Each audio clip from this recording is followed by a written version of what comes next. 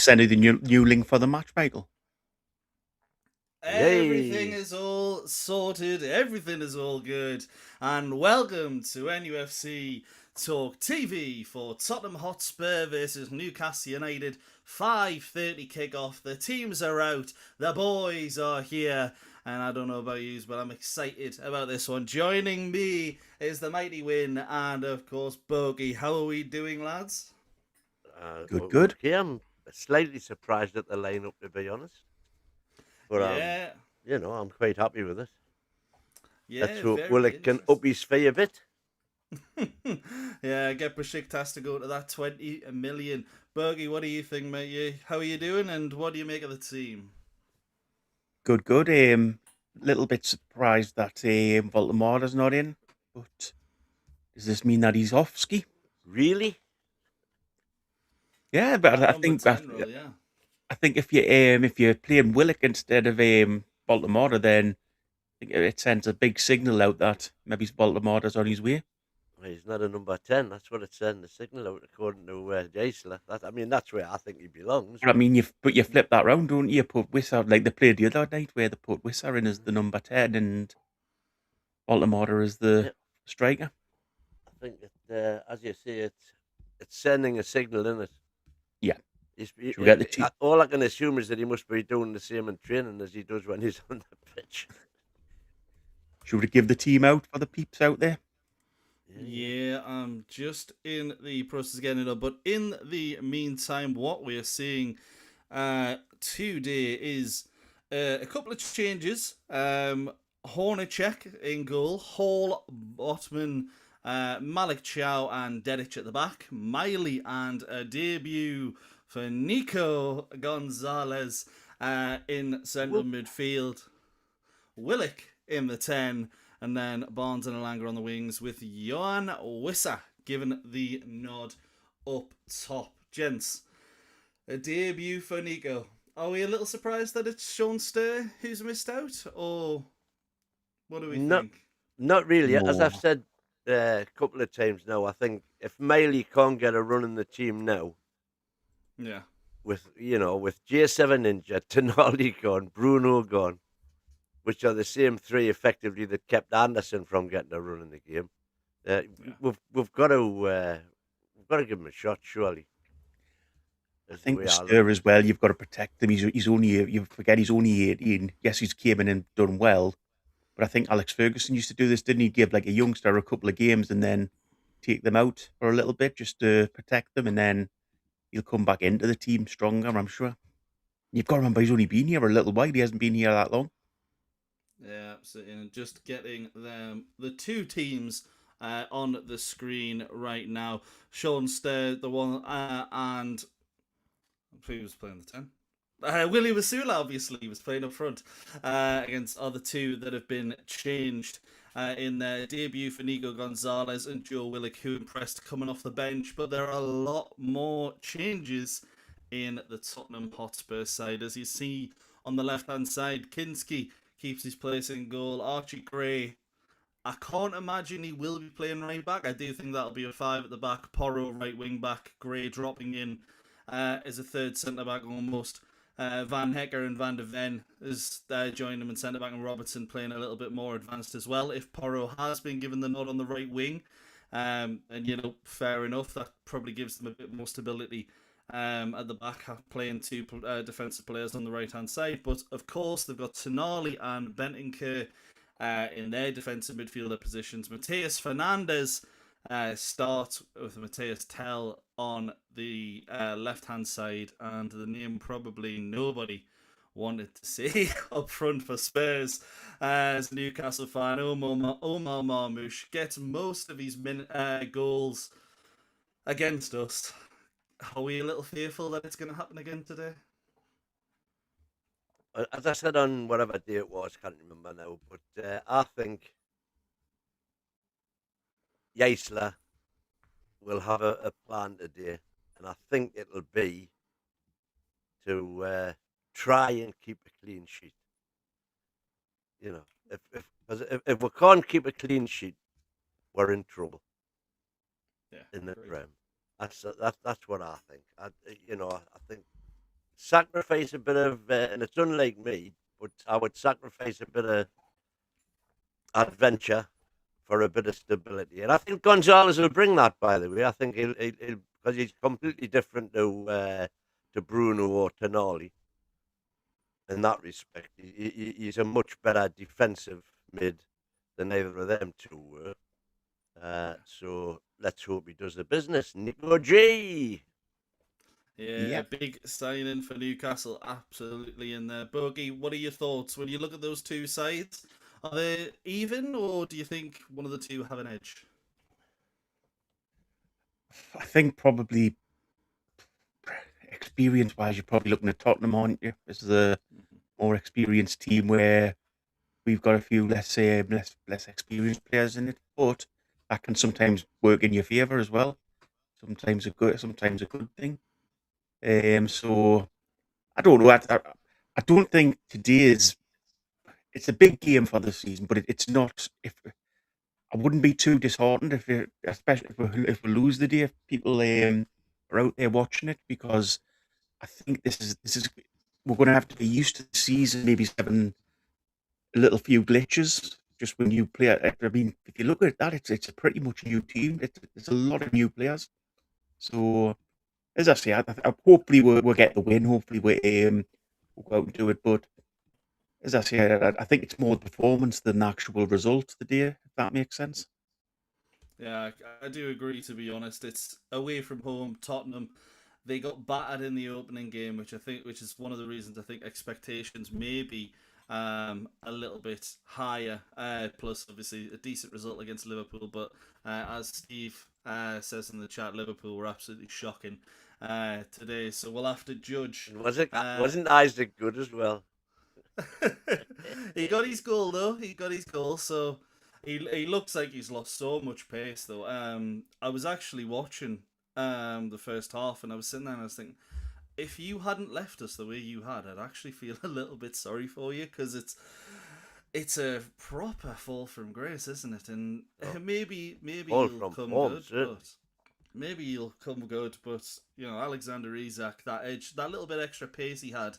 To get by defenders and create a bit Hull more have space just was scored good for against Coventry. them. Was that 1-0? Yep. Yeah. Starting off with 2 wins. Oh yeah, they beat Man United, of course, on the opening game as well. They'll be riding high at the top of the league. Actually, yeah, they are, aren't they? They will. Oh no, City. City will still be top. Yeah, on goal difference. Joint top Hull City after 2 games, but what? I don't think anybody expected that. I'll go through some of the chat in their RSL saying he's going for the old Desmond, the 2-2. And says, I think Voltemada leaves in the next few days. I've seen loan rumours. And to be honest, from what I've been hearing as well, it does seem like there are Napoli interest in him is legitimate. And Newcastle might be going for both Pardo and El Canus rather than just one of them. But we'll see how that goes. We've still got a few days left for the transfer window. Stephen T saying Spurs have a strong bench, and hopefully so will we after the window shuts. And I'll just... Well, I think we've got a strong bench now. Yeah, Bamba, Joan, Murphy, Ramsey, Shahar, Sean Sturr, Bazumana Toure, and Nick Voltemada. There's a lot of money on that bench, isn't there? Exactly. And then for Spurs, it's Bergval, Ben Davies, Martin Dubravka, Conor Gallagher, Mamit Kudus, Mikey Moore, Marco Senesi, Dominic Solanke, and Destiny Udogie as well. Spurs certainly look a lot better on paper than I remember last season after the transfers that they've made. But as we saw against Brentford, and I know it wasn't the same team, most of these players were out. Fernandes didn't start, Marmoush wasn't there, Pedro Porro didn't start either. The 100 million man Tonali didn't look great, but Brentford were all over them in that game, and Spurs couldn't get anywhere near them. I think is the way that Brentford played maybe a sign that there is just not a set way to beat Tottenham Hotspur, but they don't work. They've never handled a high press well. Pressure. We've noticed this. Yeah, they don't do well under pressure at all. That's what Eddie Howe got them every single time. Last season, we didn't apply as much pressure. We didn't do as well against them. Jaissle, we know the way he likes to play. Maybe that's another reason Nick Voltemada's not in the squad this morning. But are Spurs maybe that team where it's going to take them a little while to click, and if Newcastle can get a bit of pressure on them early on, he is confident we could cause some surprises? Well, what I say is, you were saying you're not bothered about the Perry's both said you're not really that bothered about the result. You're bothered about the performance. I think if we get a performance, we win. We get a result. Yeah. We get a result. It's simple as that. So I think if we don't get a result, it's because we haven't played well, which would be a bad sign. But like I said at the very start of the season, this is not going to happen this transition is not going to happen overnight. And anybody who thinks it will is more happy clapper than I am. Do you not think we're getting a little bit carried away as well? Because we have had a couple of good games with goals either side, and we've got good results. Just not to put too much pressure on the team. Do we have to accept that? Things. This is a new team, as you've said, and that things will. So again, it's for me, it is about performance rather than result.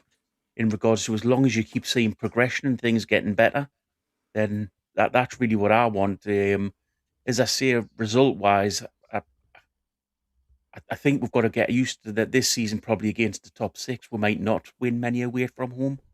We haven't got that Premier League experience and that Premier League midfield that we've always had to do that. Yeah, I'm a firm believer in history as well, and we've got we've got a better result against Tottenham than virtually anybody else, to tell you the truth. And Nottingham Forest have proved that today. They only come away with a draw, but they were in the lead twice, and they are Liverpool's Bournemouth, if you like, and I think we are Tottenham's Bournemouth. Yeah, Glasner loves playing Liverpool, doesn't he? And to be honest, well, Nottingham Forest, it's 3 games unbeaten at Anfield in a row now. Two wins they had, and then this draw, yeah. Isak and Munoz getting the goals for Liverpool, and Doy and Gibbs-White with a penalty. What a goal for the one that got away, eh? What a goal for Munoz. Did you see that? I did, yeah. Brilliant. It's a shame, because I looked at them in the first half and I thought, yeah, Munoz he's okay. But I haven't seen anything yet where I was like, oh, I'm really gutted he got away, and then he blasted that. And I think it was in off the bar. And you were looking at it and just going, yeah, there's a little bit of a player in there. So it's annoying how many players keep getting away, but the one that hasn't got away, Nico Gonzalez, straight in from the start. From what we saw against Liverpool, has he got that defensive acumen that we need? Obviously, we mentioned, Pep's mentioned, should I say, that he was a potential replacement for Rodri. Hasn't really worked out with him. Maresca clearly wasn't a fan. Newcastle have got him for 50 million. We know that centre midfield, we have been missing a bit of a 6. I did see some City fans saying that he plays a little bit more he plays better as an 8. Personally, I don't know, because I haven't seen him as much as what they have. But is he the signing that we maybe needed? So what you're saying? You think Gonzalez is more of an 8 than a 6? No, I'm saying from what I was seeing from City fans, apparently he played a little bit better as an 8 than he did as a 6. When I've seen him, I can't say that I've seen that. But that's what I was reading from City fans. Well, he played, 27 games, was it, when Rodri was out? That was me. Bogey smashing cutlery. He doesn't agree with it at all. No. Something like that, yeah. He wasn't exactly a starter. But he was Rodri's replacement. No, it was when Rodri had all that time out. Yeah, that's what I'm saying. He wasn't when Rodri was available. He didn't get a lot of game time, but in that Well, period, he looked really good when he was yeah, there. exactly. That's the point I'm making. That let's face it, not many players going to get a game instead of Rodri, are they? No, So not at all. Yeah, It's one of 36 those. appearances for Man City he made. It's one of those things where he's a big name, isn't he? He's the big name sign that we're probably all needed just to lift things. I mean, you seen it in the Carabao Cup when he came on the pitch.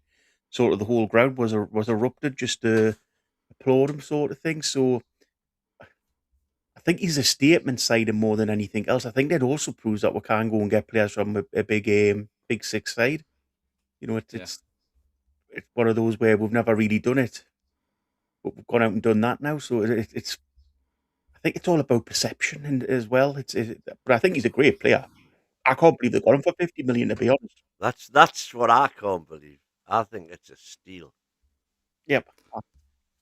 Yeah, there is a very, very talented player in there, and if Pep Guardiola's talent ID is slightly better than anyone I know, so I think if Pep likes him, very likely he's going to be absolutely fantastic in a Newcastle shirt. And obviously, he's played quite a few times against Newcastle and looked pretty decent. Not that we typically turn up against Man City. Another goal in the 3 o'clocks Premier League. Everton have equalised against Bournemouth. James Tarkowski with the equaliser there, going into added time in all of those games. We'll get some more chats in from the from the chat. Paul Wright in saying, I would love to see Sean Stir in the 10 role at some point, or Miley. If we don't bring in a number 10, then we might. Well, I'm hoping that by bringing Gonzalez in, it'll give Miley the license to get further forward than he has been doing hitherto. That's so let's see him fulfill all this belief that a lot of people have in him. Yeah, I myself really included. I really liked the two against Liverpool when they played together, because it was two players. I mean, you saw it was Sean Stur during the game, but Miley does it very well as well, just getting on the ball in central midfield and actually being able to turn. But I think maybe if we had Stur in the 10, it would sort of neutralise that a little bit of, he is so good at just picking the ball up on the centre spot while we're attacking and just threading it forward. Through the middle. Exactly. That's what I want to say. No more pendulum football. Thank you very much, Mr. Guardiola. We're done with your football. What are your thoughts, Bergie? Yeah, I think he is a player that will be able to break up play forward. He'll sort of hopefully bosses the midfield. Hopefully he's the one that comes in and absolutely bosses everything in there. Because at the minute it's been a lot of young lads, hasn't it, in there? But we haven't really had a big name player in there since Bruno and Tonali left. So hopefully he comes in and bosses it, and hopefully just gives us something different. Hopefully he gives us that number 6. I agree with you, Michael. I think he's a number 6, and hopefully he gives us that sort of that role where he just breaks everything up. Yeah, certainly needed, because we haven't had that kind of player so far. Obviously, 4 goals conceded against Liverpool and West Brom, but 5 scored, and we did think that scoring goals was going to be the problem. Willie Masula out today, so Johan Wissa leads the line. Excellent against Liverpool, but in front of goal, he did also have that moment against Liverpool where he misses the ball. Well, he might get a slight touch on it, but has to do a lot better with his finishing. Are you confident that as a number 9 today he can shine, or do you think maybe he's at this stage in his career he is a little bit better deeper? What do you think, Win? We're all in the same position. We don't really know yet what this team's capable of, where they're going to play, where Jaissle wants them to play. He's probably making decisions on the hoof, as we would be. There's so many pieces of the jigsaw to try and fit into place, and I I say get the edge pieces in first, get the defence sorted. Yeah, good defence can keep you in the Premier League, and well, if you can merge that with a half decent attack, that's when you start seeing yourself push. Ooh, They haven't done that though, have Michael, they? that's not good. I'm saying they haven't done that, have they? They haven't went out and bought. They bought one defender.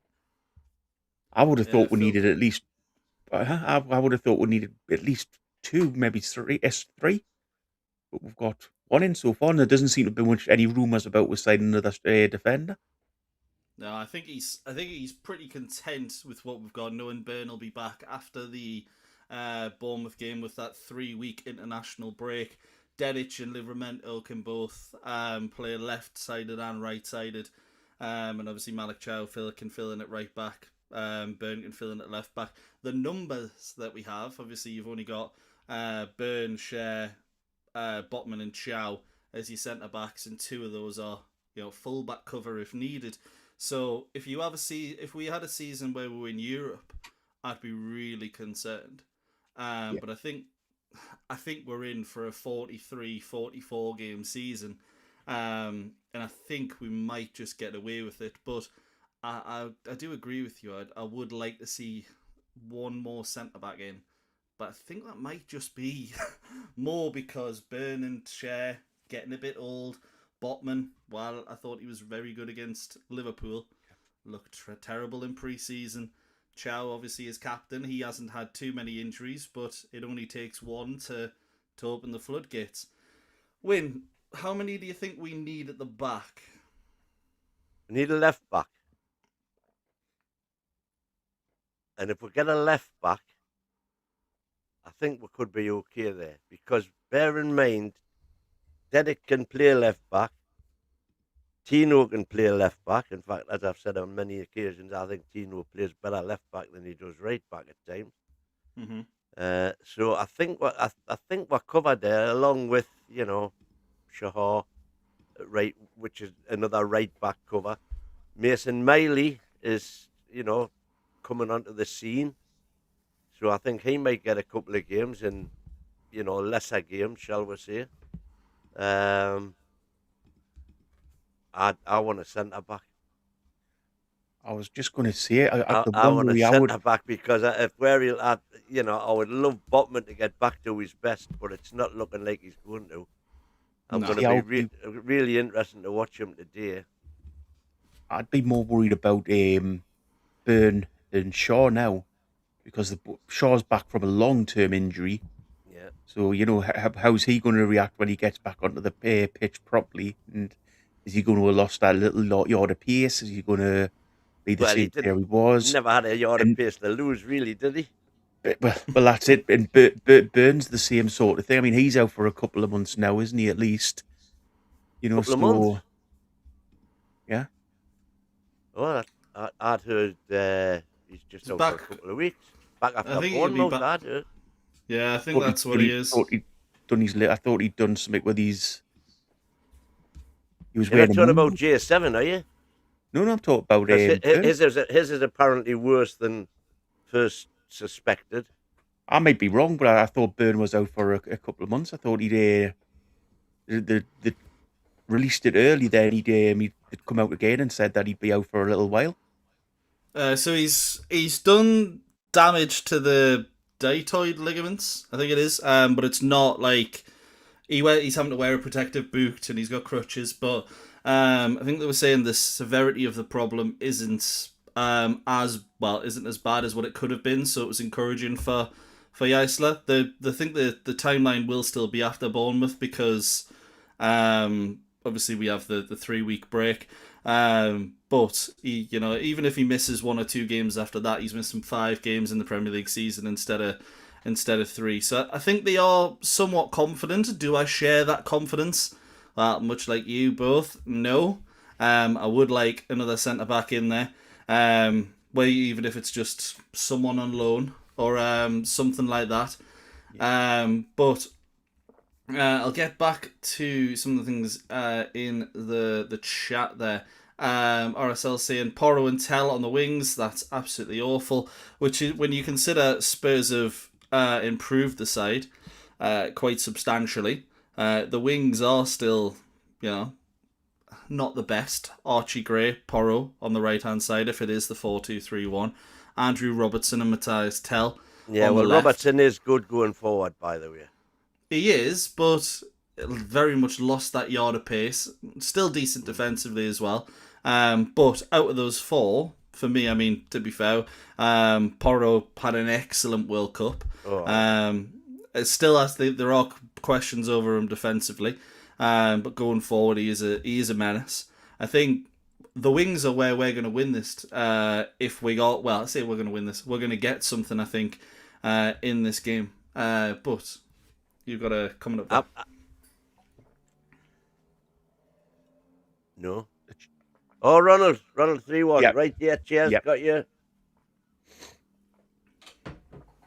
Was that the tune? I believe so. Ronald, While we're there, Tina in saying if we can't keep a clean sheet, we'll just need to score more goals. Keegan-esque. We're gonna bring that back. The old Kevin Keegan style of we'll just score more than you. It'll be a fitting season to do it. G Rushdown saying, yeah, the clean sheet, just score more than them. That'll do for me. It's certainly been a lovely approach. I'd love to see. Jack Spurs in saying, have you seen our lineup yet? Savio injured, unfortunately. And yeah, to be honest, if I had to pick one to be injured out of Marmoush and Savio, it would be Marmoush. So I'm not too worried about Savio. Maybe someone can tell me in the chat, by the way. Why is it changed from Savinho to Savio? Because I'm calling him Savio, and I'm like, is it? I haven't looked it up, and I probably should have beforehand, but I've been running around like a tit. So if anyone in the chat can let me know, that would be much appreciated. Tull's in there saying Wynn's just hating on Botman. And I'd love to agree, but I don't think Wynn said anything about Botman I've disagreed with. To be honest, he has had a poor. He's had a stinking pre-season. There's no ifs, buts, maybes. Yeah. But he played all right in the Liverpool game, didn't he? But it was one of the goals his fault. I mean, you tried to blame him for the penalty when he was marking the striker. Yeah, but he stayed there. He didn't move. Because he was marking... Oh, I'm not going back into this, but he was marking the striker. Moving swiftly on. Yes, it's Amanda Berry, the cat, saying that Spurs will win this convincingly 3-0. Will be a wake-up goal for Newcastle. It has been coming. To be honest, I don't know if you're a Spurs fan or a Toon fan, but if it ends 3-0 to Spurs, I'll be very, very disappointed. I'll be very, very surprised, to be honest. Just simply because of the Spurs that you've seen in pre-season. The Spurs at the start of the season haven't been great. I know the new players are coming in now, but it does take time for these players to gel. And, if they come good towards the middle of the end of the season, I could definitely see it. But I could see us getting beat more off Bournemouth than I could see here. Maybe I'm wrong. I will say in the prediction I have gone for 2-1 Spurs because I'm always a negative Nancy when it comes to stuff like that. And you now have my full undivided attention because we have a full house in the prediction league. Everyone has predicted and all the scores are now in. Beautiful. Some more in there from the chat. Tony Bennett saying the Tottenham team looks very strong today. Our team looks a little weaker, similar to what Bogey said. And we need to test Kinski. He has looked a little shaky. That is the one area I'm very surprised they haven't improved on. Because obviously Kinski ended the season all right. He's looked okay under De Zerbi. But when they had Vicario and Kinski, Vicario went out. Spurs played Atletico Madrid, and that Kinski performance was one of the worst I've ever seen from a goalkeeper. Now, we've seen some howlers over the last few years as Newcastle fans. There we go, Monty Sputum. Savinho equals little Savio, like Ronaldinho and Ronaldo. Okay, that makes a little bit more sense. Willikinho. We'll call him that, yeah. Thank you very much, Monkey Sputum, for the super chat, and thank you very much for improving my knowledge as well. That is always appreciated. So, some more in the chat. Thank you, Brian. I did notice that, and I did manage to do that, I believe.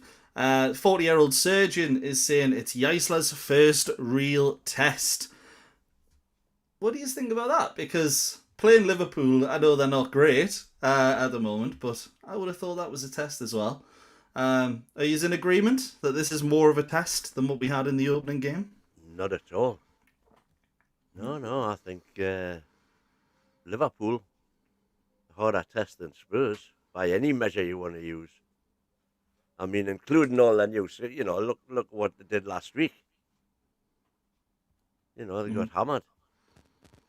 So, not for you. What do you think, Bogey?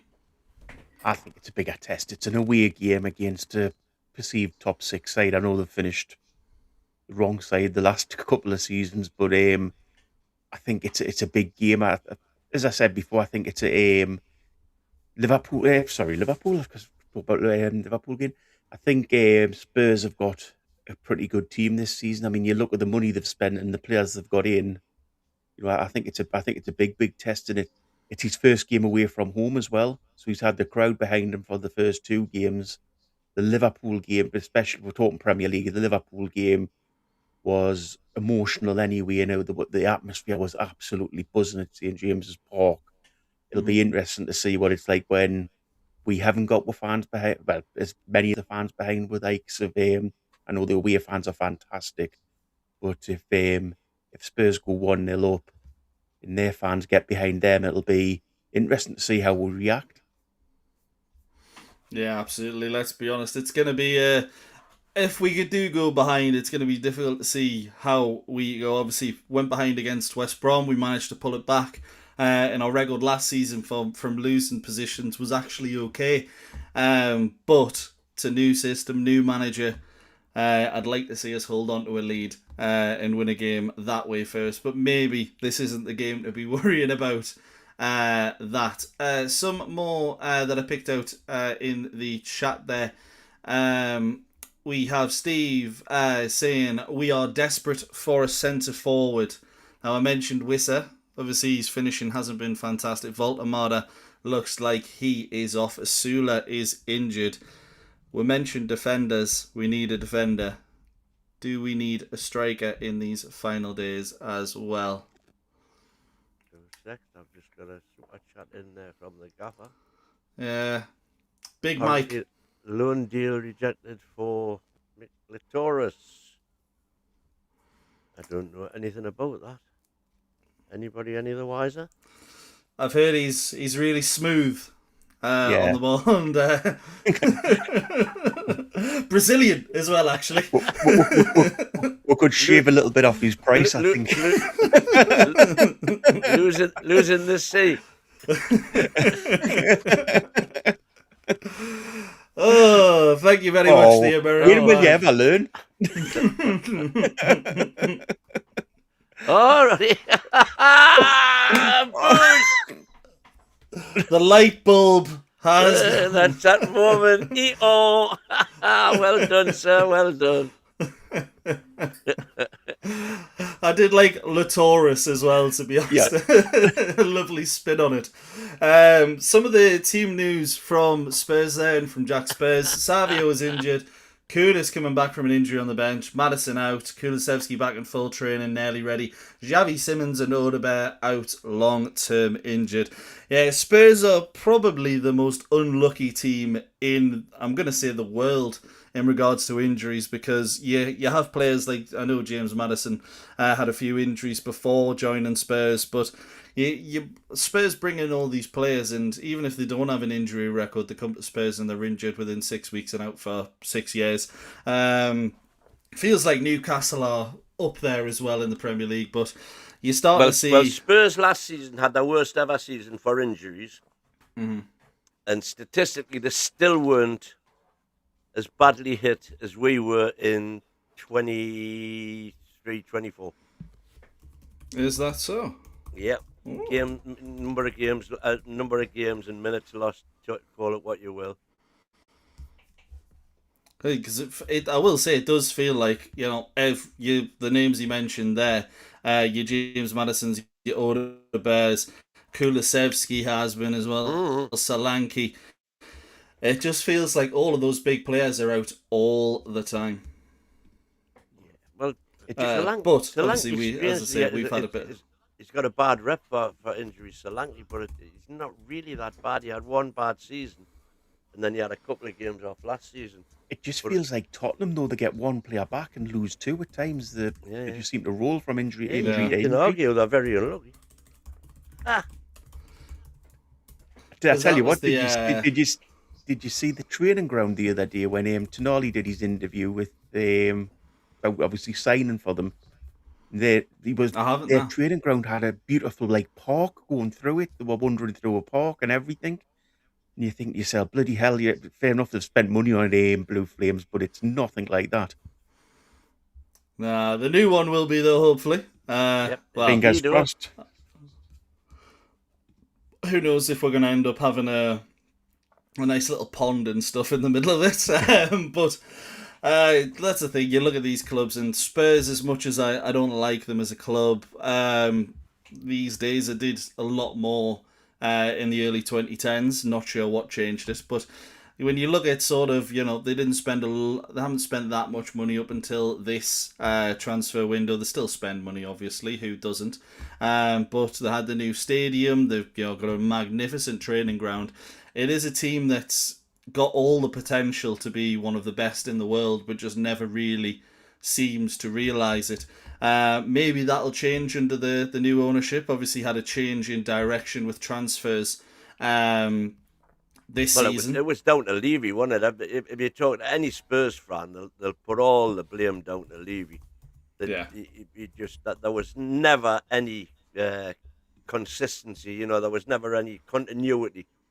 It was just if we don't win the league this year, change the manager. And even when they got winning managers, they ditched them.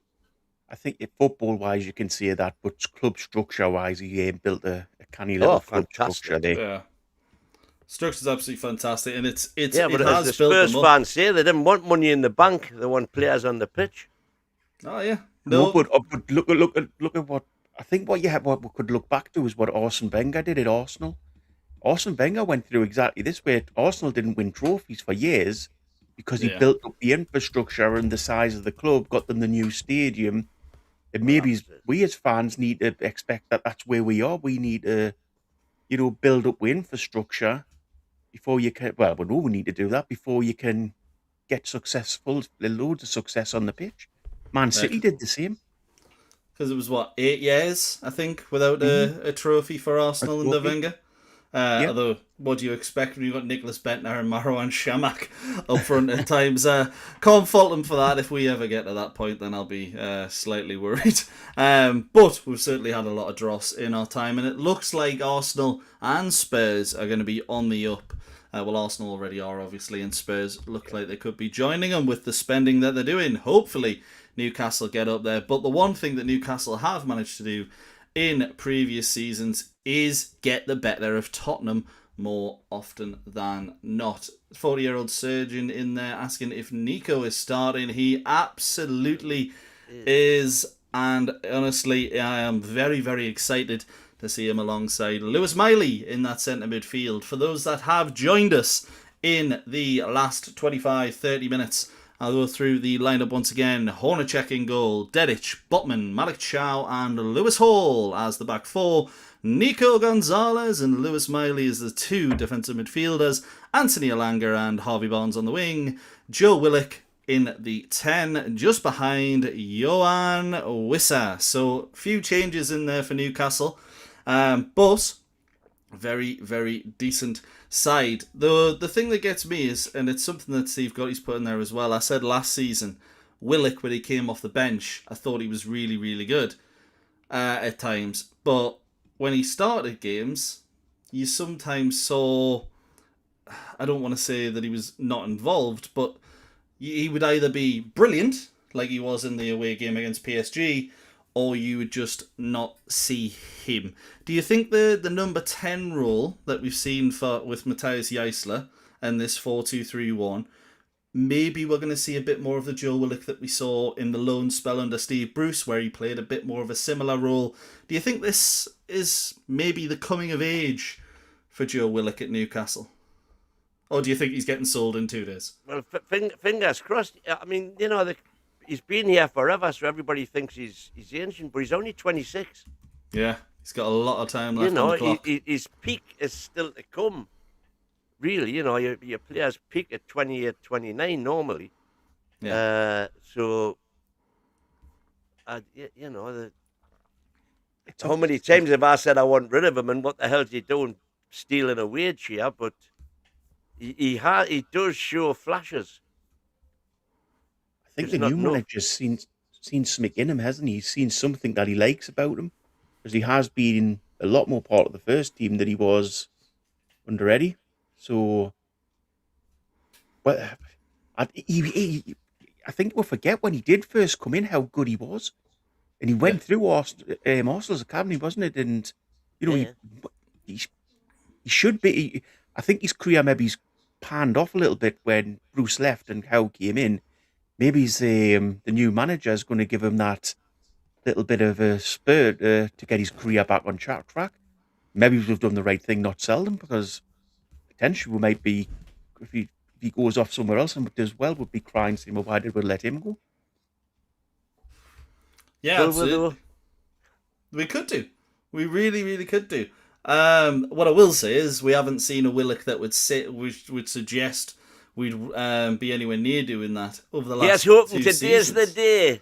Yeah, do you think we've ever played him in his right position, Michael, over the last few seasons? I'm not mentioning old manager, over the last few seasons? Because he is that number 10. He's not really the number 8. He played best when he was playing with J7 as a left-wing partnership. Yeah. They kind of swapped roles. One would play the 10, one with the 11, and they switched roles. And that was when we saw the best of him. That was 22-23, wasn't it? Which was a great season. Yeah, he had his best goal scoring season, obviously, that 2021 under Bruce. And I can't quite remember the exact role he played, whether he played a little bit more advanced. But I really don't feel like Bruce played a 4-2-3-1. He doesn't believe in tactics, actually, does he? So that's probably why. But I do agree. Bruce himself doesn't know what formation he played. I do completely agree. I remember that season we finished 4th when Willock and Joe Linton were in that left wing, left midfield pivot. And when Joe Linton came into midfield, Willock went around on the outside, and he is one of those players that can do that. If we see that this season, maybe he goes along, you got a Langer and Barnes maybe coming inside, Willock goes on the overlap, Hall and Dedic are also there on the overlap. There's a lot of potential. The one thing that is in this team is there is a lot of running, and that's Matthias Jaissle, that's what he wants in every single team he goes for. It's going to be chaotic, but I'm quite confident that we're building a pretty decent team here. And you're seeing people on, your Sky Sports and stuff like that. Every single one of them, I think, is underestimating Newcastle at the moment.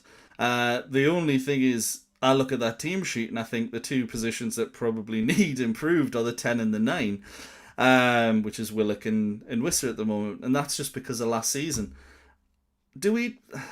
Are we maybe guilty of looking too much on the past with these kind of players? Obviously, Jaissle's come in. There's a completely new manager. There's a completely new formation. I'm sitting here thinking, Wisser looked okay, but he was terrible last season. Willock has been poor for the last few seasons, but looks good coming off the bench. Do we just have to treat this as a fresh slate? Well, that's exactly what it is, isn't it? I mean, we were saying that in pre-season, that it's Newcastle 2.0, as everybody's calling it. Yeah. And, when you look at who's left now from the the stalwarts of that great, Trips, Pope, J7. Well, he's injured to be fair, but Bruno, Tonali. Who else has gone? Gordon. Gordon, of course. Isaac. You're looking Yeah. at 3/4 of the team of that wonderful 22-23 team. They're no longer here. So, yeah. Have you got the link, by the way, lads? I do. All sorted. Yeah. Right, So are you looking at looks like Liverpool, is it? I mean, I've still got coverage starting shortly. Yeah, but I'm sure starting shortly. I'm sure it'll pop with an up aerial when we're view sort of some stadium or other. Aye, I'd be worried if I would absolutely. be worried if that was Liverpool because it's blue seats. They probably sent the Mercy drone has to the other changed. side of Liverpool. The Hill Dickinson or whatever. So some more in there in the chat. 40-year-old surgeon. I love the way that Matthias Jaissle just throws players straight into the team. It would have taken 8 weeks for them to be Eddie ready. I'm not going to defend Eddie on that because I do think he left it too long. But what I would say is I don't think Jaissle has much of a choice with most of these. And I think Nico Gonzalez, maybe you could say Sean Stair and Lewis Miley were, did well enough that they could keep their place. But I think it would have been one of those where I think even Howe would have put Nico in on this occasion. But I do agree, it is good to see a manager who trusts his new signings. GTA Fila, we should go for Nwaneri if we don't get Fernandez Pardo. What do you make on that Nwaneri links? Because there's been a few, and he's definitely a tricky player, but I'm not convinced. No, not for me. I think he'd come in and really struggle playing for us in the Premier League. Yeah. I'm inclined to agree as well. But there is a player in there, but I don't think we would be the place for him to unlock that. Lynn saying Tonali's name got a lot of boos when it was read out. Ooh. I'm looking forward to seeing the reaction. And that was from the Tottenham fans. Yeah, when he runs down that contract and goes back to Milan, we'll see how their reaction is.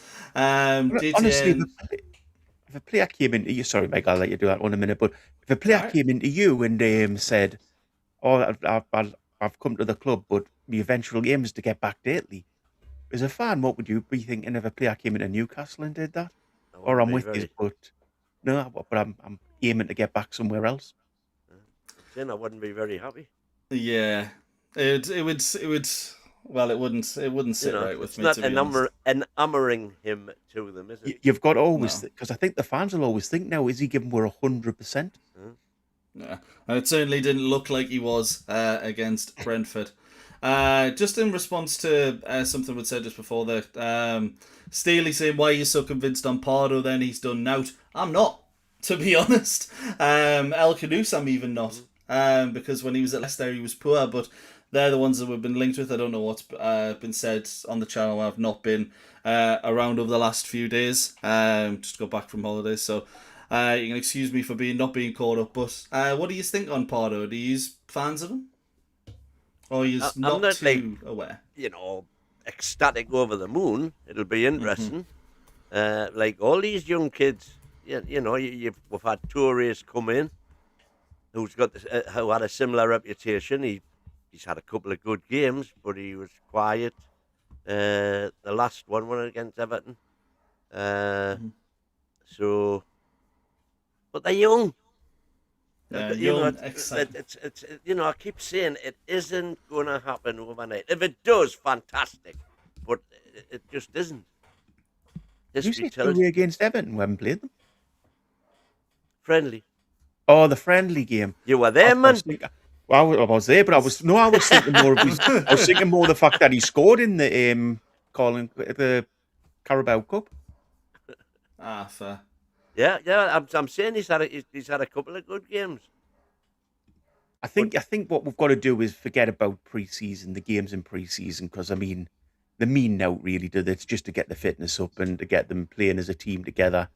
I think what you have to look at are the games where that are now sort of mean something to us. So it's a difficult one because really we haven't seen enough of them. We're going to have to give it a couple of weeks to see where we are. I think the pundits trying to give the prediction of where Newcastle are finishing the Premier League. All of them are all over the place with them. We've got some of them putting them quite high up. Some of them were putting them down mid-table, and some of them were putting not relegation form, but sort of hovering around relegation. Yeah, let's be honest. You can tell when people just don't have a clue. I left my heart in. Oh, it's a different Tony Bennett. Tony Bennett 335.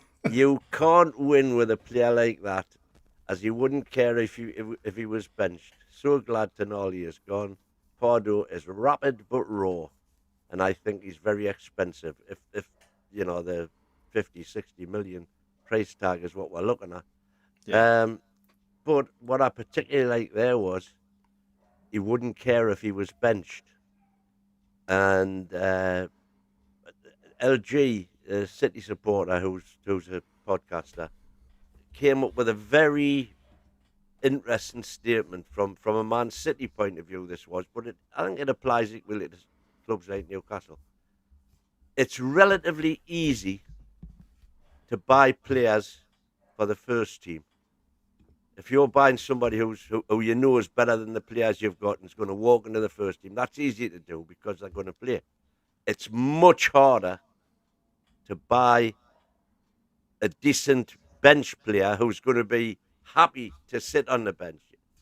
Happy is the wrong word, but who's going to be content to sit on the bench, knowing that the guy that's in the first team is probably that little bit better than what he is. Hopefully with the ambition to get as good as him, obviously. But to get good players on the bench is a lot harder than people think.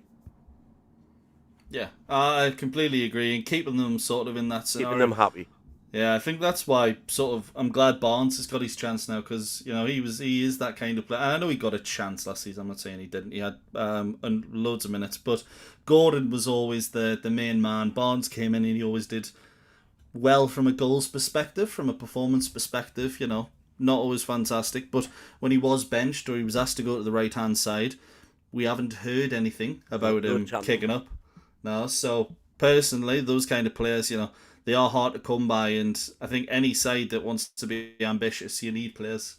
You could argue like Willock, know, because Willock's always had, the trio in front of him. So he always knew he was going to be a bit part player when they were all signed, and still has done the odd thing well when he's come on. So I come at this from a different angle. I would say that players that are happy to sit on the bench aren't players that you want. If you get a player who's happy to sit on the bench, I said happy was the wrong word. I don't know what the word is. Well, content or willing or seen as reality. Content. Yeah, reality maybe seen as a. I don't see that as being a good thing. I think we need to you need to sign players that are ready, that are pushing for the first team, not consent just coming in to sit on the bench for a season. Well, that's why we're investing in the academy youth wing. Well, you're kind of right, but you're kind of wrong and all. The reason we are hopeful of turning into a football factory, the same way City and Chelsea and Man United to a degree, or they just bring players through the youth and sell them, make money off them. That's what you've got to do now in football. Thanks for the super chat, by the way. It was that. That's it. Well, and that's what you've got to do in football now. That's part of the business, if you like. It is. I think everybody sees it still as sort of the lovely game. What's it called? Not the lovely game. The beautiful game. The beautiful game. But I think now it is a business. It's a business to these people that own one. So you've got to accept the fact that they are going to try to make money, and part of that is by buying in and selling players on for higher prices. Yeah, it's everything's a franchise these days in sport, isn't it? It doesn't matter what sport you look at. It's either gonna be there or it's already there.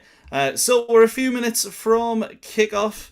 The two teams are coming out as it stands. I haven't got it on our stream. I don't know about you lads. No. I've got it on my screen, but I haven't got it on the channel screen. Yeah, so we might be a little bit disjointed for the time being, ladies and gentlemen, but we will look to fix that. The players are out. Marmouche leads the attack for Tottenham Hotspur. He's the one that has caused Newcastle so many problems. And as I said, if there was one player I would want to miss out today, it would be him. Wazza in there with another super chat. So you're saying we need to hire hooligans then? Maybe that's why the FA Cup or the League Cup trip to Millwall will be so entertaining. We can do some recruitment while we're at the Den. But the Den is another day, and we're currently at the Tottenham Hotspur Stadium. White Hart Lane. Yeah, that's how everyone should know it, to be honest. But obviously, the modern day, you're going to get some stadiums called other things. Actually, on that topic, just before we kick off, sponsorship. Would you mind if St James's Park was a different name for sponsorship reasons? As long as they're paying enough. As long as the money's for the team rather than the line. I'll settle for the Aramco Stadium Somebody else or the SHOWDOWN Stadium. If it's good enough for Man City and Arsenal, it's good enough for me. Yeah, Let's face it, it's always going to be known as St James's It's Park. always going to be isn't St it? James's Park to us. Yeah, completely agree. So there we go. We are close to kick off. Scenes of Roberto's on. In fact, we have kicked off. Newcastle United kicking us off. Hornacek sends it long. It's in behind. Whoa, corner. I was going to say, has that gone out for a corner? No, it has gone out for a throw-in to Newcastle United. Archie Gray sending that long. Lewis Hall taking the throw as it stands all the way back. And Newcastle United are going to hold onto the ball a little bit here. Sends it long out on the right-hand side. One. In behind two. Oh, it's floated over! Anthony Alanga gets in behind him within 40 seconds. He nearly chips Newcastle into the lead. He makes the run inside. The defender follows him. Dedic on the overlap. Heads it into Alanga. First touch, and it's a lovely little delicate lob. If I'm honest, it was never going in, and I don't think it was actually going to end up going out. I don't think it was intended to go in. No, it's ended up going towards Joe Willock at the back post, and it's out for a Newcastle United corner. Corner in at the front post. Yeah, absolutely terrible. That's unusual. Is that Miley? I'm not sure. I think it was Harvey Barnes. Oh, so Chris is saying time clock. And I'm in the middle of getting it up. I don't have it. If someone else has it, they can sort it. But it's right well there now. 1:33. I haven't got it. Sweet. 1:38, 39, Yes. 40. If one of you want to jump on comms just while I sort that. Yeah. Oh, another big bang in the back for Dedic. Just got straight up though, didn't he? Straight up. Look at him. Hall taking the free kick Hall forward. taking the free kick on the halfway line. Pumps it in. Headed clear by Van Hecker. And now they're on the break. Who's going to cover for that? Oh, Hornacek out 30 yards. And lovely ball to Alanga nearly. Well done, Hornacek. Oh, come on, Wissa. Oh, referee!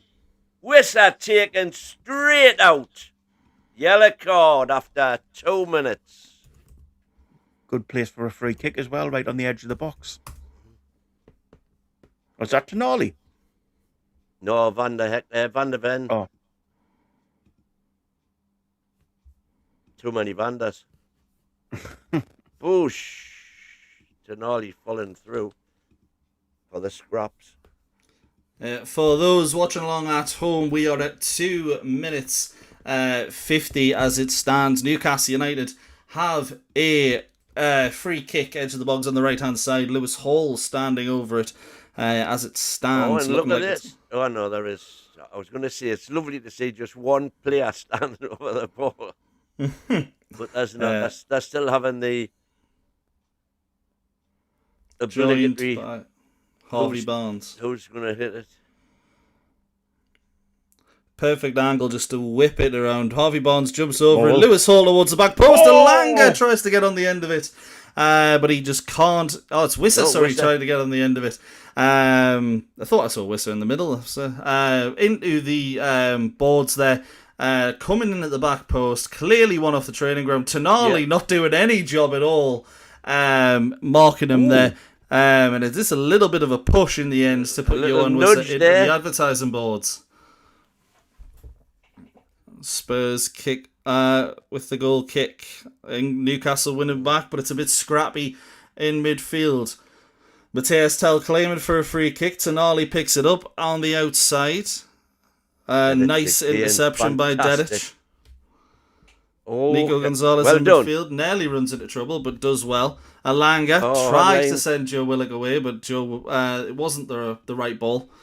And Spurs can reclaim possession. It's back with Kinski. It was Mickey van der Ven that picked up the yellow card in the opening stages for that foul by the way. So Kinski, no pressure on him whatsoever as it stands. It's out to Van Hegge, just passing it around the back, trying to get a foot on the ball, trying to find a passing lane, but Newcastle have got most of them covered. It's out to Van der Ven. They're going to try and knock it down the left-hand side and then probably over to the right. It's back to Kinski. He's just stood on the ball. Again, Newcastle just happy to say, look, try and find a pass. We'll shut it out. But it's only Van der Ven and Van Hegge and Kinski who are getting a touch on the ball as it stands. It's into midfield, into Tonali now. A little bit of pressure on him, a little bit of a press. And Newcastle win it back well through Nico Gonzalez. On the right-hand side, he loses out. He's dawdled on the ball a little bit there. Ball comes in behind for Spurs, but it's easily won back by Newcastle. Hornacek into Botman. Into Lewis Miley. Again, Tottenham a little bit more of a press than Newcastle, but Newcastle trying to get it in behind. It's a really poor attempt of a ball in behind from Lewis Hall, out for a Spurs throw-in. I don't think that was Lewis Hall. I think, was it... I thought Barnes was offside. Barnes might have been offside, but it was the ball just went straight out of play. Went out straight out of play. Spurs, again, are just going to hold on to it at the back. Newcastle applying a little bit more pressure. With Spurs being a little bit further up the pitch. But again, those 1-2 balls for Tottenham not coming off and going straight through to Hornacek. Oh, well done. Newcastle got a little bit lucky with the ball going through Bentancur there. Lewis Hall giving away a free kick in the end. The ball went through Bentancur into Wisser, but he wasn't expecting it and was unable to control. Scrappy game in the opening stages, gents. Was that what you expected? Saying scrappy, but we've definitely got the upper hand here so far. I mean, we're only 7 minutes in, but it's all Newcastle so far. And I don't think either team have really put together too many good passing players. Newcastle's have come from your one or two passes, just getting straightforward, direct. Which is the Jaissle way, isn't it? Yeah, absolutely. Spurs trying that with the ball in behind to Porro. It's well read by Lewis Hall. And he's won it's a goal kick to Newcastle. Porro is absolutely fuming. Well, it was a goal kick all day, that was it not? I need to see the... let's see the highlight. Well, see the replay. Porro. It hits off Porro on the knee and it goes out, to be fair. Long ball forward from Newcastle. Van der Ven under some pressure. Well done. Come on, man. What's that for? A little bit of pressure from Joe Willock on Van der Ven. He goes down and Spurs get the free kick. Yeah, but did you see Alanga, winning the He won it, So but that's it's fair because ball. I think Robertson knew it was a free kick. Yeah. Because he did stop. The referee But blew the whistle by that point. a little bit of pressure from Newcastle, and it's what you want to see. You want to see them applying the pressure in that situation. Spurs have sent the fullbacks high with Kinski on the ball right now. Alanga and Barnes have followed. On the left-hand side, Andy Robertson is on the halfway line effectively. It's gone up to Sandro Tonali in midfield. Does well, it must be said, but the ball to Matthias Tell is cut out and Newcastle end up with it. Dedic with a cross in. Oh, Wissa does very well to get it. Harvey Barnes over the bar. Dedic looks very, very sharp. He's been superb, man. Nico Gonzalez winning the ball in that midfield there as well. Wissa does very well to actually get that down for Barnes. Just can't get it out of his feet on the edge of the D, and he sends it over the bar. Tough chance, wasn't it? Yeah. Oh, it was a very difficult chance, half chance, really. Matthias Tell on the Well left-hand done side. again, Alanga does Alanga. brilliantly to win it back into Lewis Miley. In midfield, not a lot of movement in front of him. It's gone backwards, unfortunately. Good ball. But let's see what we can do. Botman fed it through to Harvey Barnes. I don't think he realised how much time he had on it, and it just went backwards. But Nico has in midfield now. Newcastle doing well. Harvey Barnes with a poor touch. But it's a little bit of a melee in midfield. The referee's not giving a foul there, which is good, to be honest. There was a great decision as well, to be honest. I thought there were just the fair 50-50s that you expect to see. Tottenham came out with the better of it. But they send it long through Kimski out to Tonali on the left-hand side. He's probably had the ball more than anyone else for Tottenham, Tonali. But it's gone backwards to Robertson. Again. Tottenham just holding it at the back of this. Try and find a little bit of space. Long ball from right to left into Matthias Tell. Let's see what he can do against Dedic. Not a lot. Passes it straight to Nico Gonzalez. Alanga tries to break. Gets rid of it. That's the main thing. Tried to find Johan Wissa. Wasn't a great ball, but it wasn't a bad one either, to be honest. Played it out to the left-hand side. If we were trying to break, then you would have expected someone in that position. But Spurs recover the ball. Into Tonali in midfield. Out wide to Andy Robertson. Lovely bit of pressure from Willigan.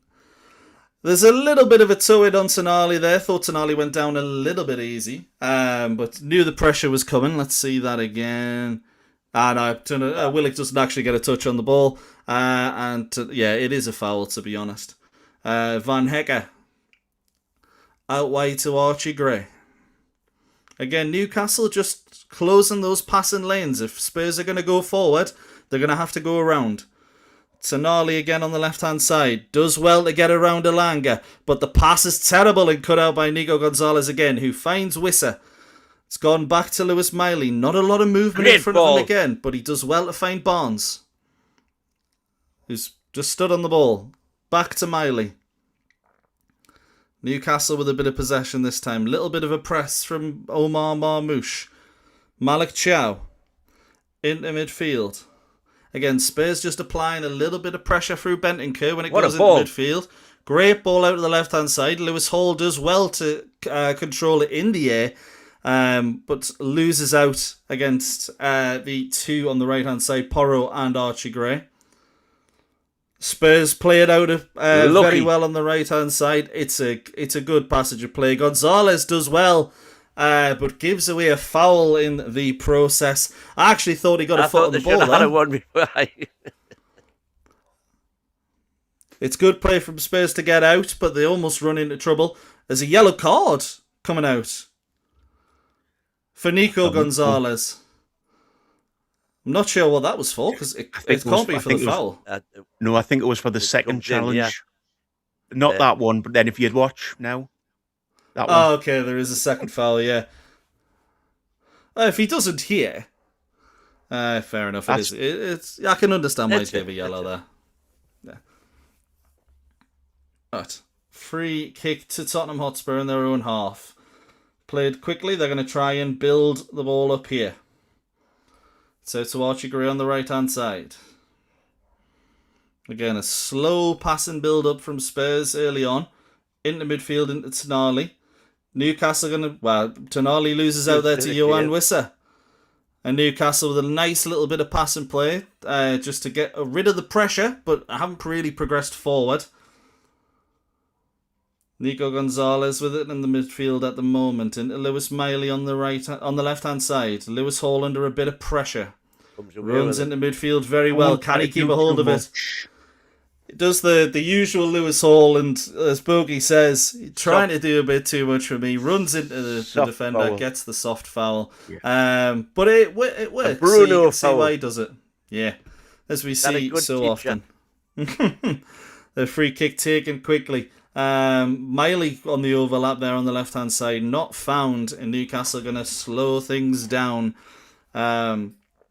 Ball over the top, attempted by Malik Chow for Dedic. I think Dedic could have had the sprint speed of Usain Bolt, and he wouldn't have got on the end of that, and it's out for a Tottenham Hotspur goal kick. Not a lot of quality. I can see us putting through the chat about the yellow card. I think it wasn't the first challenge. I don't know what Sky are showing, but it was the second challenge where he swung out at him. Yellow. It was a yellow.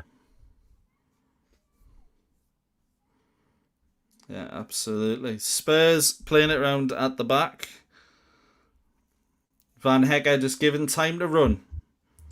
He's going to knock it into Van der Ven. Robertson. Newcastle not applying much of a press, but I'd expect that to change as Spurs get into the midfield areas. Oh, it's a ball straight through Newcastle into Armand Marmouche. Matthias Tell up one-on-one against Dedic. Gets a good shot away, and it's a good save by Lucas Hornacek. That's what. Spurs cut through Newcastle with ease there. Van Hecker with a lovely ball into Marmouche. First touch out of his body, out to Matthias Tell, who gets on the inside, curls it, and it's a save you'd expect Hornacek to make, but that doesn't stop it looking good. Oh, it was a good save. But Spurs, So it's good to see him saving the shot from outside the box. Yeah. It was a decent save, pretty much straight at him, but on the angle, those can always get away from you. So fair play to Hornacek. Spurs holding onto the ball in. They're starting to get a bit more of a hold in the game. As from 10 minutes ago when it was Newcastle who were a little bit more favourable. Spurs looking a little better on the ball now. Ball was launched forward, and Dedic got ahead on That's it. Jaissle out of his box again. Yeah, I don't think he's going to be in there a lot during this game or during this season. It's back to Van Hecker. Archie Gray out to Pedro Porro, who is playing right wing, by the way. Which maybe not too much of a surprise. Archie Gray sends it long. Long ball to Tell on the switch. In behind for Andy Robertson, who gets it across. Good defending by Hall. Misses it. Oh, the lucky bastard. It's... Well done, Lewis Hall. Newcastle United get very, very lucky, to be honest. That could have gone anywhere, but it is good defending, as Wynne says, from Lewis Hall. Robertson gets in on the overlap. What does Toon Army do here? Toon Army scuffs his shot. The lucky bastard. He slices that a mile wide. It's going out for a throw-in, and it just happens to land at Pedro Porro, who Porro's feet. Who gets it out of his body, almost gets a shot open on. goal, and Lewis Hall brilliantly comes across. Corner comes in. Hornacek punches away. Newcastle win the free kick. I think it was Lewis Hall again defending there for Newcastle, but Spurs starting to dominate the game a little bit. Newcastle need to get their foot on the ball and start causing some problems, because Spurs, that back line has advanced another 10-15 yards, the looks of things. When they're Can you imagine if Porro scores there? Toon Army gets an assist. It would be typical, wouldn't it?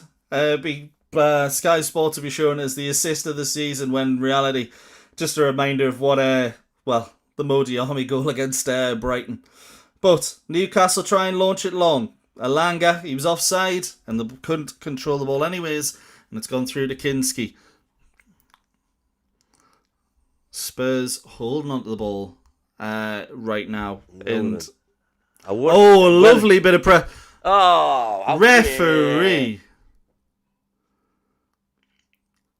Malik Chow potentially through the back of Marmoush. Maybe that's why he's giving it. Let's see here. Yeah, he goes through the back of Marmoush. The ball bounces off Marmoush rather than Malik Chow. A little bit aggressive. I'm wondering if Jaissle has told him to start pressing again. Yeah, pretend when the ball gets into the halfway line. They're definitely not. Before they were letting them have the ball there.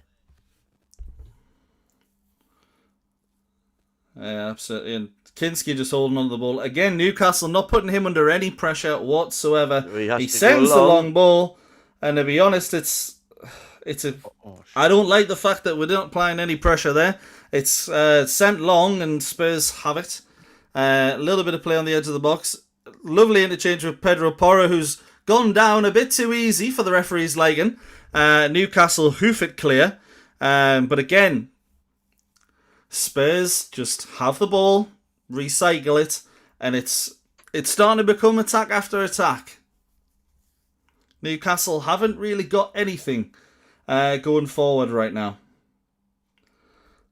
Matthias Tell on the left-hand side. Finds to Gnarly, but I was going to say that is the most obvious offside I've seen in a long time. Why have that not been given? But finally, it was given. Just showing that again, the Pedro Porro incident. It does look like there's maybe a little bit of contact on the back of the ankle. On his foot. Yeah. So, unlucky there, Pedro Porro. It's out wide to Dedic for Newcastle. No, it's Tottenham applying a bit of a press. Newcastle just going to knock it around the back. Into Wissa. Great finds Harvey Barnes. Is he offside? No. Spurs certainly think so. He's into the box. It's a poor pass to the edge of the box. Oh, I thought it was a good pass. It was just well intercepted. It was for me. It was too early, and he didn't look. There was no one there. Yeah, no, there was nobody at all in the box, so it was a waste of a ball. Really, he'd been better off He'd been better off trying to keep going and try to draw a foul or something in the box. But Newcastle's turn to have a little bit of possession. Johan Wissa has tried to just buy a free kick. He's failed, and Spurs can go forward. Matthias Tell gets forward. Dedic defends well. And he's asking Johan Wissa, what the fuck are you doing, sunshine? That was absolutely terrible from Wissa there. Yeah. A little bit of a pull on his shirt, potentially, but to just throw your hands in the air, unacceptable. Cross in from Spurs, cleared. Oh! Pedro Porro with a volley from the outside of the box and over the bar.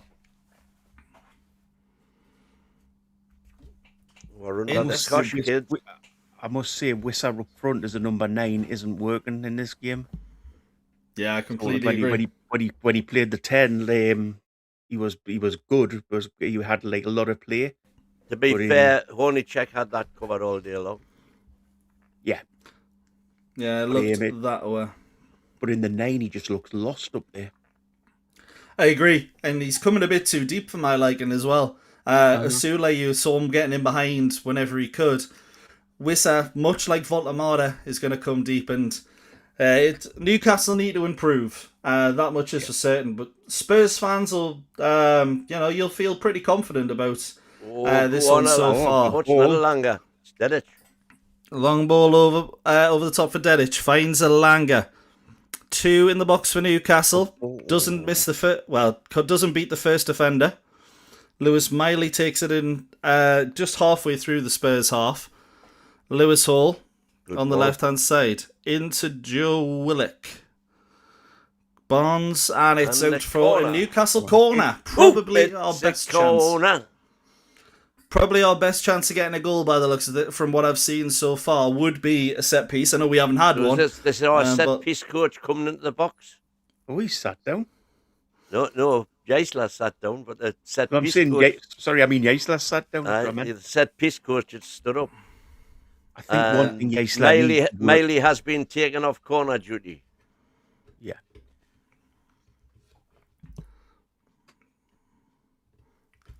Uh, I can smell it. corner about to come in. Oh, Again, oh, it doesn't yeah. beat the first man. Another terrible corner. I'm not sure what the set piece coach is thinking, but he'll be thinking we need to get someone to actually take these. He might be trying to get on the pitch himself. It's been that poor. A little bit of a mix-up at the back between Botman and Hall, but not enough pressure from Spurs there really to capitalise at all. Hornacek on the ball as it stands. Going to knock that into Nico Gonzalez in the midfield. Wouldn't be surprised. Oh, it's a lucky from Miley on the... He turned, but the touch Now managed to got take it 4 away on from 4. two players. Willock's going to take it forward. He's going to try a shot. A little bit of contact behind him. I think it was Toon Army who closed him down. And he shot it up good, I think, behind him in the end. And out for Spurs throw in. Yeah, little showing that touch there from Miley on the turn. And Newcastle 3v3 had a chance to get forward. It's Bentancur actually who gets behind and does some very decent defending in the end. Looked like that could have been a Newcastle throw, but we will see. Willock kicked the ball. He's trying to shoot a goal. He kicked it straight out of play about 12 yards up on the touchline. A ball throw in by Spurs. It's gone straight to a Newcastle head. Malik Chow on the ball now. Horny on the ball. Great Nice ball. pass into midfield. Lewis Miley now with it. Lewis Hall. He's going to send it long. Lovely run by Joe Willock in behind. He's by the left corner flag for Spurs. Van der Ven covering. Willock knocks it back to Harvey Barnes. Lewis Miley into Gonzalez. Marmouche with a nice little bit of defending there, but Newcastle managed to clear it, and Toon Army is actually the one pressing. Great Ball ball in behind. offside. Alanga knocks it down for Wissa. Good chance. Wissa. For He was Newcastle. offside anyway as it happened. So probably best Newcastle get to recycle the ball. Yeah, I haven't given it, so we're playing on. Malik Chow into Gonzalez. Go on. That's it, turn. Joe Willock now with the ball on the turn. Oh, Harvey make it easy Barnes for him, has wide run. Lewis Hall ahead. Finds him, but Hall just takes up the position that Barnes has left. Into Miley. One of you needs to make the run.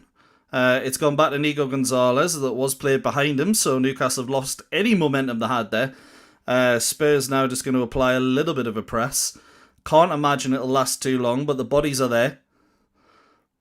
Into Miley, then Good nice first little time play ball. from Newcastle. Gonzalez into Willock. Willock finds Dedic.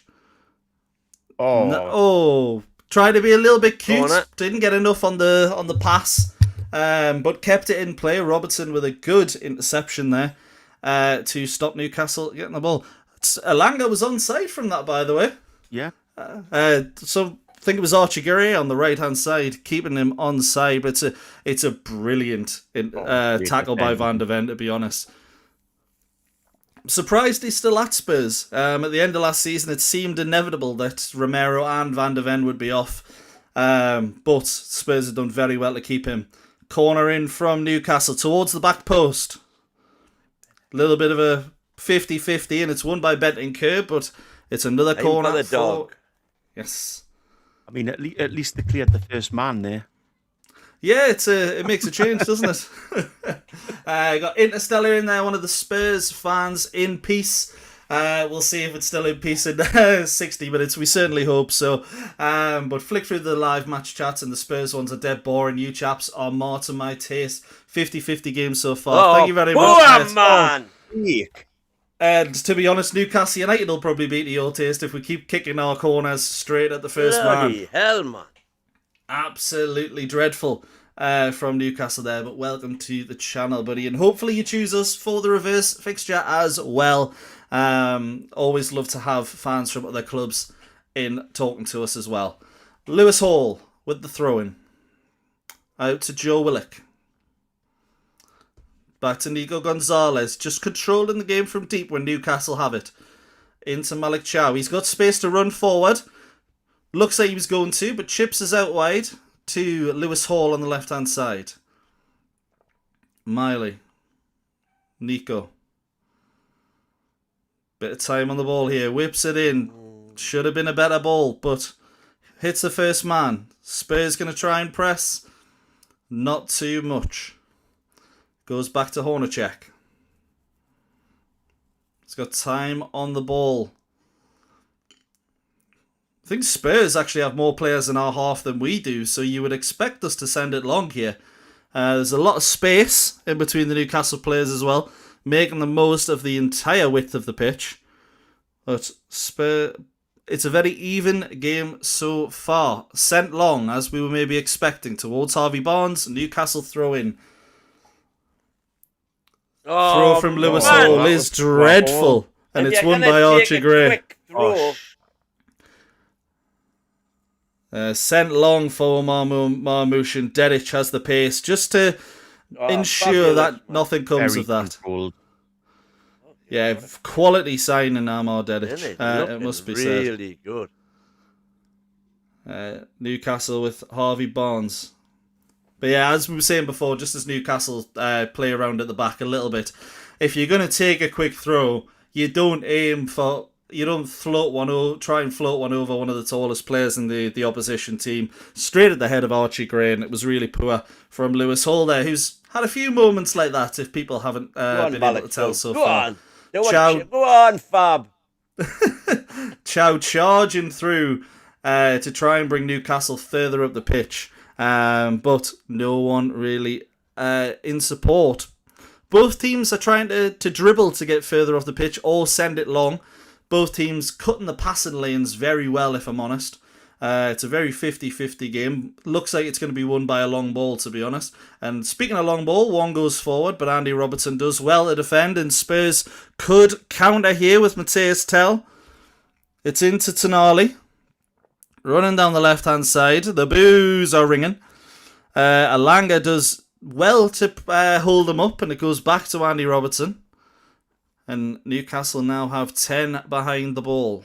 And Jaissle is back in his box, or should I say back out his box. Most animated manager I've seen in a while, and that includes Miguel Arteta. Spurs just holding on to it, but gradually progressing further into the Newcastle half. Newcastle don't want to sit too deep here. Robertson. This Tottenham side certainly looking better than the one we saw at the weekend. Overlap going on here. It's from Gray, the cross in from Gray. Dedic got a touch. Gonzalez got a touch on it to take it away from Dedic. It's out for a Tottenham throw-in, which they're going to take quickly. Little bit of miscommunication there from the new lad, but got his foot on it. It's what you want to see. Take control of it if you can. Spurs again on the overlap on the Newcastle left. Spurs is right. Lewis Miley knocks it out. Gets in the way and blocks it for a Spurs corner. Let's see if their corners are any better than Newcastle's. Lewis Miley hasn't been massively in the game, mind you, has he? No, he hasn't at all.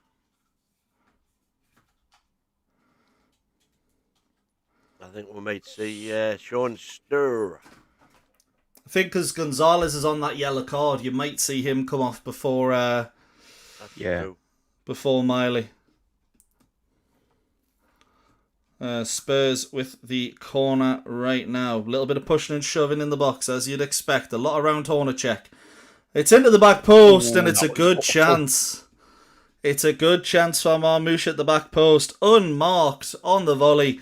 Just angle wasn't quite right on the foot, and it's dragged to the left of the near post. Newcastle, not the most convincing in that scenario. I tell you what, if that's on target, I think it's in. There's a lot between the ball and the goal, but let's be honest, Marmoush against Newcastle, nothing would surprise you at this point. Newcastle send it long. Going to win come that on, second Van ball. It's really poor by Van der Ven. And Harvey Barnes has Willock on the overlap. Joe Willock. Into the side netting. Good defending by Van Hecker there, who managed to get across. But it's, again, long ball by Newcastle, and no one challenges that first ball at all. They're waiting for the second ball. Barnes sent it out wide to Willock, and it looks like Willock was attempting a shot there, actually. Shifted over to his right foot. There was, I think, Wisser in the middle, but heavily marked. Heavily marked and a bit too far back. Corner comes in from Newcastle this time, and it's over the bar. Johan Wisser's calling again for. Johan Wisser thinks it should be a corner for Newcastle. We'll see that a bit more. Went into a bit of an area where Wisser and Miley were both contesting for it by the looks of it. And it looks like it's just bounced off one of them rather than any clear contact. Spurs going to play it out from the back once again.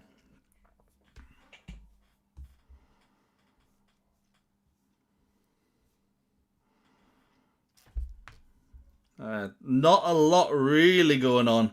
Both teams really cutting themselves out. 50-50 sort of affairs. The Spurs fan that was in before was saying. And to be honest, it's... actually, there's a bit of a chance for Spurs to get forward here on the overlap. Out of the right-hand side. Back to Van Hecker, who I will say, passing has been fantastic today. It's out to Andy Robertson on the left-hand side. Matthias Tell up against Dedic. He's got Alanga for support. Robertson. Yeah, Alanga's doing well defensively. Yeah, two wingers have said before the Liverpool game they've been poor defensively, but they've helped out really well. Lewis Hall sticking to his task on the left-hand side, blocking the cross, and it's another Tottenham corner. Let's see. 4 corners apiece. Don't think that Marmouche chance from the last one is probably the best chance we've had in the game, to be honest. Two sides not... Spurs potentially not coherent in the final third. What the happened there? Corner from Spurs tried to take it short and they've been asked to retake it. I think the possession stats say it all, don't it? It's about 52-47 to Spurs. 48, sorry. 6 shots, 2 on target for them, 4 and 0 for us. Yeah. Kinski has done absolutely nothing. Corner comes in. Ooh. Miley, glancing header there. Misjudged his jump. Managed to get something on it in the end, but it went above. It just went even higher in the air and ended up going out for a Tottenham throwing on the other side, where Matthias Tell currently has it. Passing behind from Marmouche. Robertson with the shot. And Hornacek with the save. I think that's been given for... it looks like they were given off... Yeah. Corner for Tottenham. Andy Robertson getting in far too easy there. Gets in behind. You can see why he did so well at spells for Liverpool. Might have lost that yard of pace, but the knowledge and the football brain on him, absolutely fantastic. But another corner for Spurs. Matheus Fernandes to take. It's won by Van Hecker. And Hornacek makes a save and Newcastle have a free kick. Fabulous save. For the second ball. And I'm not sure if he even knows too much about it. Wow. Fernandes, inside the 6-yard box it ends up being. Hornacek decides not to come. Van Hecker, he makes a brilliant save. I was going to say, I'm not sure how much he knew about it, but the hand... Then punches it away as well. Brilliant from the Newcastle goalkeeper. Decided not to come. Made the right decision in the end. So I would have liked to have seen the goalkeeper come. Jaissle's up there applauding Hornacek. He did well. I prefer to see my goalkeepers come for those, but if he's there to make the save and then he clears it afterwards, I got absolutely no problem with that. Spurs with the ball on their left-hand side by the back corner, back to the goalkeeper. Again, Newcastle not really offering a lot offensively. We're not putting a lot of moves together. No, and no. Matthias Tell loses out there, but Spurs can break here. It's Marmouche. He beats 2. It's out towards... well done, Hornacek once again. Pedro Porro. Poor ball. It is, yeah. Pedro Porro on the right-hand side has a chance to play it across. It's so easy for him. Look at that. Lewis Hall, 10 yards behind the rest of the defence. But it ended up probably being the right thing. Newcastle have won a free kick on the right-hand side. Dedic gets another kick. It's Malik Chow this time. Oh, it's Chow this time. Let's see here. On the ball, and it's just late for Marmouche, isn't it? Yeah. He knows what he's doing there. He just leaves one in. But again, Tottenham knocking on the door. The door's still on its hinges, but for how long? A couple of good saves from Hornacek. Kinski, on the other hand, has done absolutely nothing. But doesn't matter. It's still 0-0. Yeah. And all it takes is one. Which is what I went for, by the way. Oh, the first 0-0 in Mr. Alamar, Malamari. Yeah, first 0-0. 62 games in a row with goals this fixture. Which is the longest in any Premier League. Records have to end. Yep. And Win is backing it to happen today. In midfield, Tonali. Like I say, the reason I did it was I thought Jaissle might decide to be more defensive. I don't know whether this is a case of that happening, because if it is, I'm not liking what I'm seeing.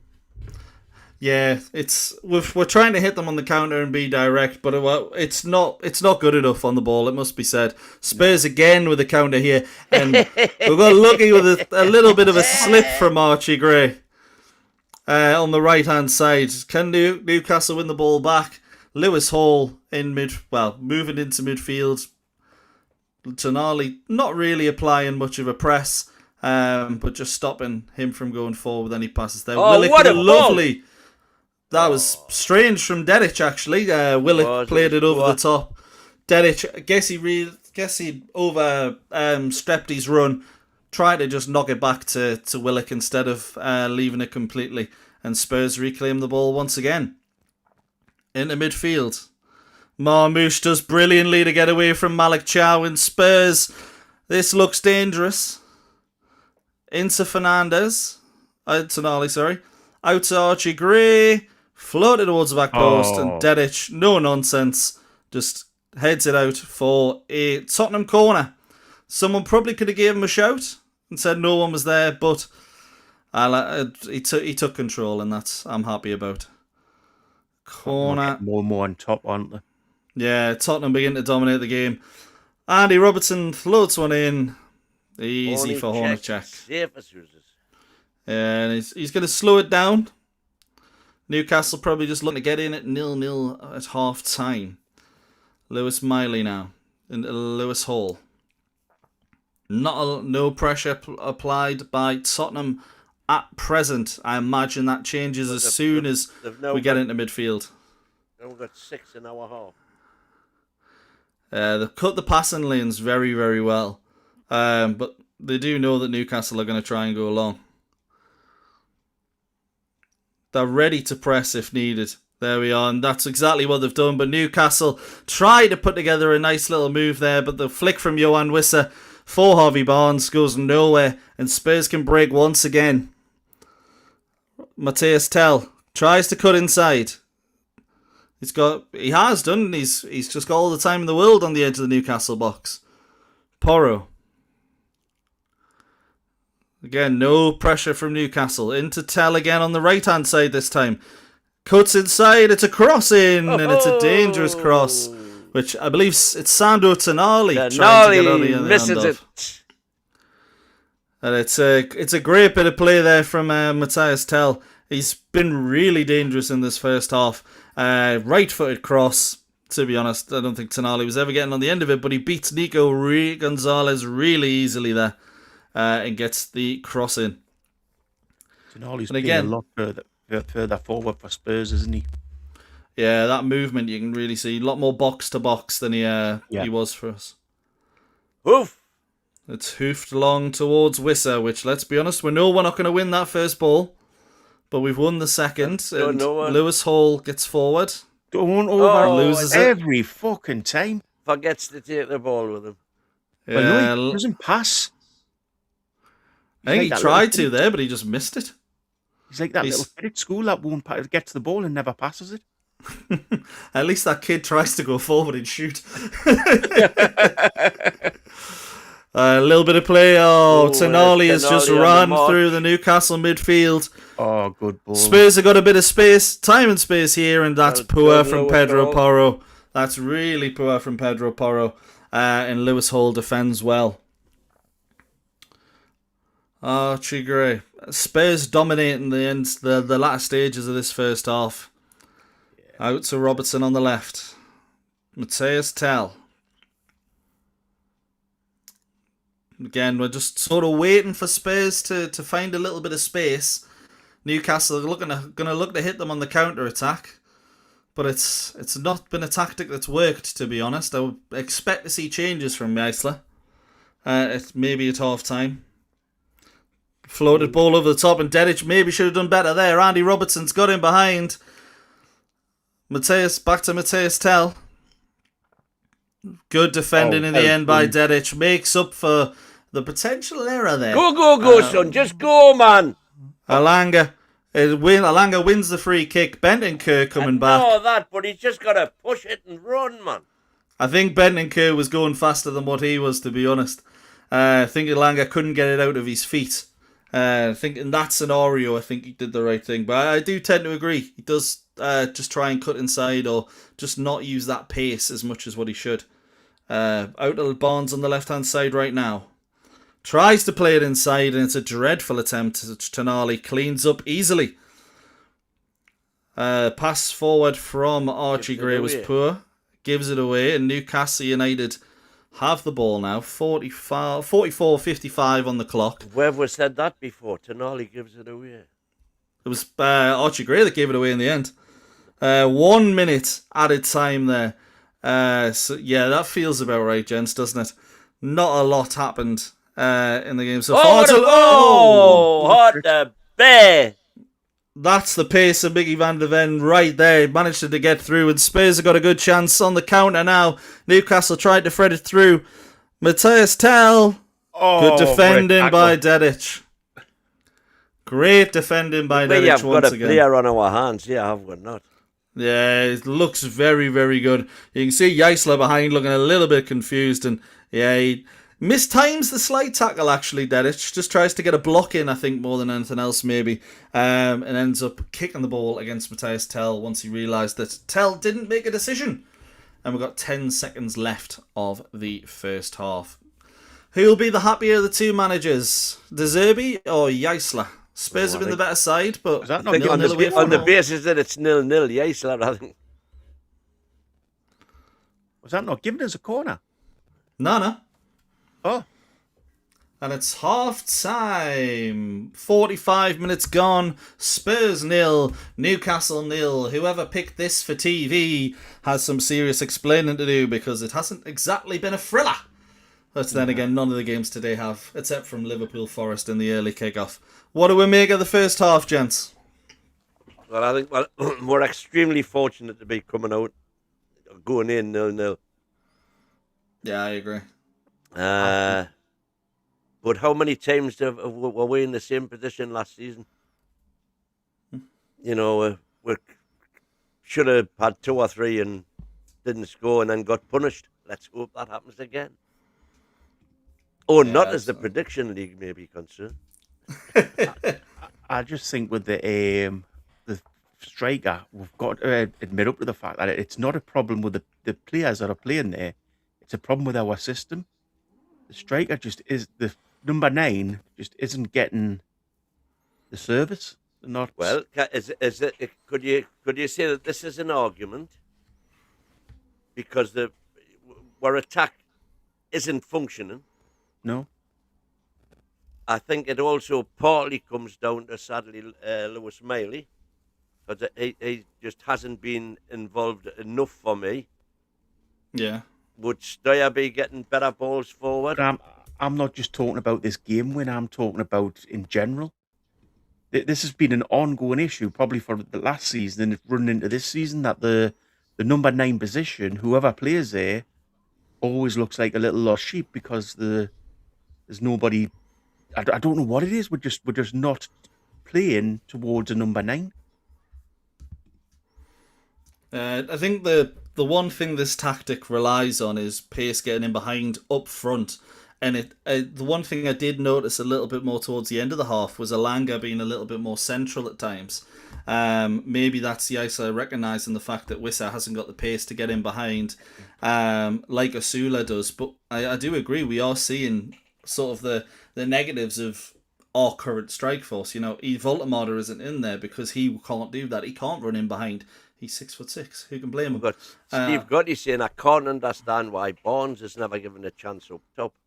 He's the best finisher we've got. Stick Touré on the wing and drop Willock. He hasn't got the pace, has he? Barnes starting. What are people's thoughts? He always plays better coming off the bench.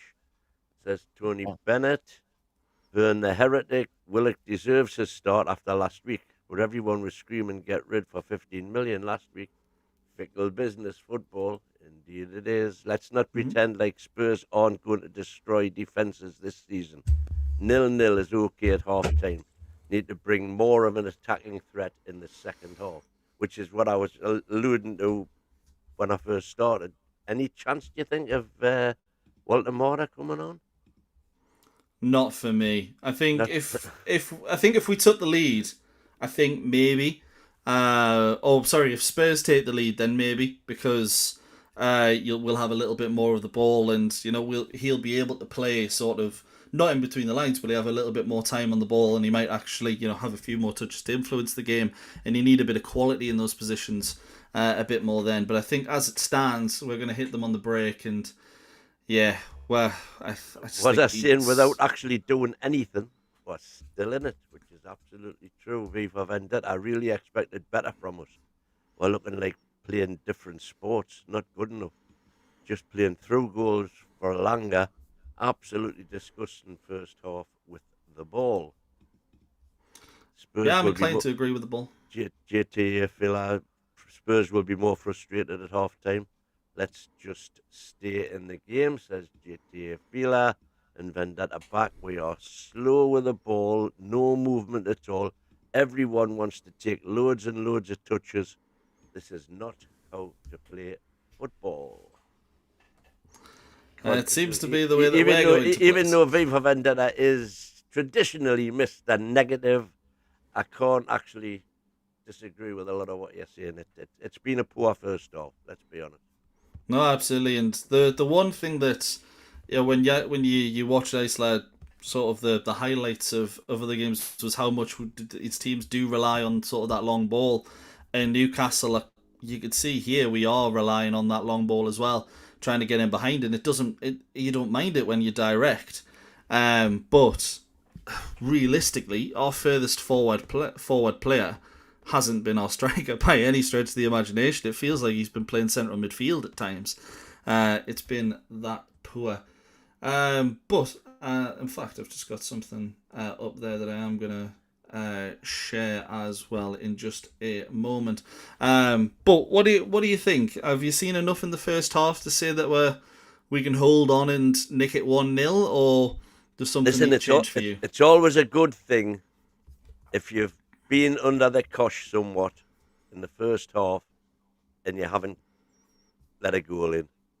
Mm-hmm. So that's excellent. G Rushdown 26, thank you very much. G, he's gifted a membership, which has gone to Ed's Mank Therapy. So there you go. Welcome to the fold, and thank you for the membership.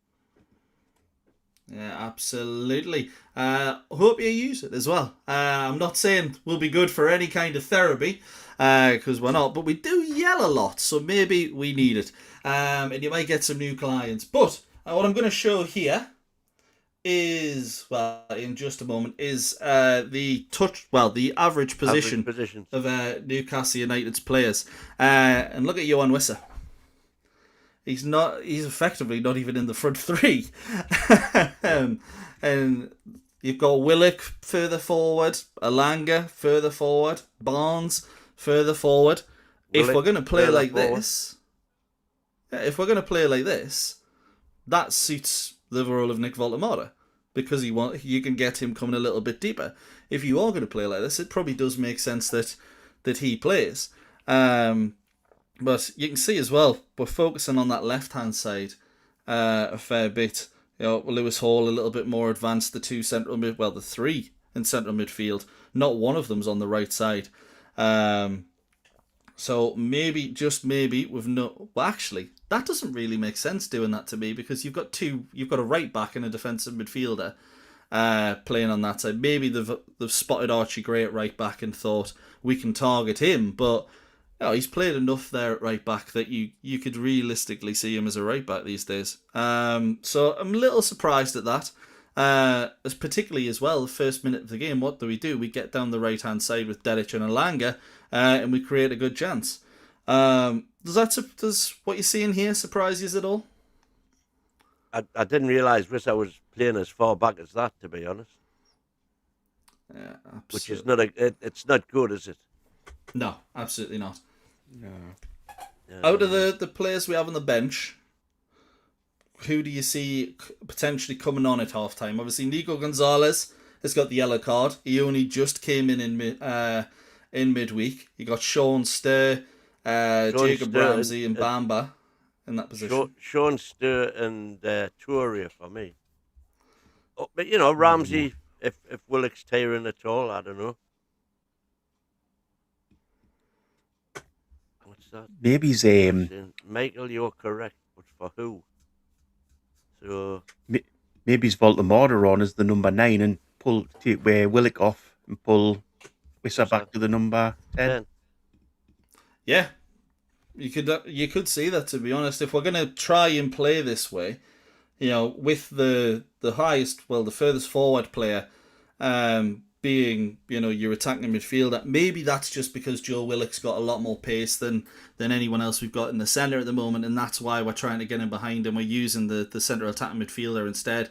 Barnes and Alanga getting further forward, but you're looking at it, and I'll be honest, there's been no encouragement from Newcastle in that respective, should I say.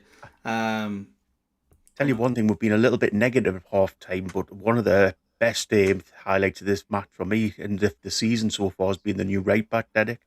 Oh. What a player he is. Fantastic, yeah. And by the way, today, Hornacek done nothing wrong. Good saves. Yeah. Hornacek. And he's come out when he's needed to, been perfectly competent in the air. But Dedic seems a hell of a find. Oh, yeah, indeed. Jack Spurs saying, we're selling Richie if you want him. We've got enough shite strikers. Thank you very much. Charlton, thank you. Jake Solanke. Ooh, would you? Oh, aye. I think we need someone with a bit more pace. But to be honest, if you get him going... We need speed up front. That's what we need. Somebody, as you say, Michael, who can turn and run. Yeah, absolutely. We need someone who knows where the goal is. But I'd like I say, I haven't given up on Witter by a long stretch. No, although it does look in these early stages that he is going to be better in the 10 role than he is in the 9. And as much as Newcastle haven't had a shot on target, if you look at the expected goal stats, Spurs have had 8 shots, but their XG is only 0.5, which probably tells you they haven't created too many good chances. The Pedro Porro chance is the best one. That's a brilliant show. That's from Vendetta League. Our corners are a disgrace. Right. Yeah. Sorted out. Yeah, you need to bring in someone who can take a corner. El Canus, maybe? Michael, can you give Bogey some beauty tips, handsome? Look, I'll give anyone some tips. I'll give anyone some tips, but the tips is don't do what I do. Thank you very much for the super chat, and always for the lovely, lovely compliments. But all right, cheers, Mozza. I meant for me. Nico needs a few games to get going, says James. Yeah, this is the thing. Yeah, Even if he had a howler, it's a case of, okay, he hasn't been in this team. He's trained with twice, something like that, and I think he's grown into the game quite nicely. I think with the yellow card, he will seen be a bit the more first if he name hadn't off. got it. I certainly don't think he's been bad in any way. He hasn't done He's done nothing horrendous. nothing wrong. No. I tell you who has been disappointing, Barnes. You've got to see on the left. He's done bugger all, basically. Yeah, Barnes has been really poor. Every time he's tried to cut in and play that Mark pass. was saying, who was it? Yeah, it was Marco again saying Hall and Barnes must stop taking the corners. Well, Hall took one that I can recall. Alanga took two. Miley took the first one, and they've all been dreadful. To be fair, I think we should maybe send Hornycheck up to take the corners because all Take the the corner. outfield players are shit. Yeah, his kicking's been the best out of the lot, hasn't it? Yeah. And I guess. Ooh, well, look at that. That's a kick in the nuts there. It won't be long before the cartel are tempting Zedek with big money. I wouldn't be surprised. There's a If he- quality I tell you player what, there. If he keeps that form up, obviously they're going to be looking at him. Yeah, absolutely. Barnes So we got should be able to couple of take a minutes. good corner. He can hit the corner of the net, no bother. And I think the worrying thing about Barnes is that if he isn't played in, let's say within 15, 20 meters of yards from goal, he doesn't really do a lot. And if he's deep, he doesn't really help the team. And it's the old thing as well, he always does better coming off the bench Yeah. than he does starting. Bit like Willock, really. Yeah, we've got a lot of super subs, but they need to start games. We need to have a starting 11. I think with Barnes, a lot of it is down to the fact that he hasn't got the pace. So when he comes on during a game, a lot of the players have lost that little bit of. Obviously, they're a little bit tired. So he's got that little bit. He doesn't have to have the massive pace to burst through. Whereas when he starts, he's got. It looks like he's running in treacle at times if he's trying to get down the wing. Yeah, he's certainly not good. Let's be honest, he's better. In fact, I wouldn't mind betting that a lot of his goals come later in games with what you're saying there, even when he starts, because the fullback's a little bit worn out. That seems to fit in my mind. Obviously, I don't have the stat for that, but that makes a lot of sense. What I would say is I feel like you look at the team we have right now, and I think if you're Jaissle, you need a bit more quality on the ball. Now, whether it's Gonzalez coming off for Sean Stay, and I'm not saying Gonzalez hasn't got quality on the ball, but he does have that yellow card, so he's the name that you would take off. Miley's passing has pretty much been sideways or backwards. Or maybe you take off Johan Wisser or move him deeper. I would maybe. Or even Ramsey. Do you think Ramsey is liked by Jaissle? Because if I'm honest, I would have expected to see him, and I love him. I think he's a great player, but he's nowhere to be seen under Jaissle, is he? Well, no, like I say, I think Miley needs a run. Even if he has a couple of, iffy games, go on, son. Yeah, we are back off. We are 17 seconds into the first half. Spurs kicked us off. It's gone straight back to Kinski. And doesn't look like there's been any changes by either side. What's that saying? Barnes is one of the fastest in Europe. Look it up, Andy. I don't know what Andy's saying. Got me Sunday name as well.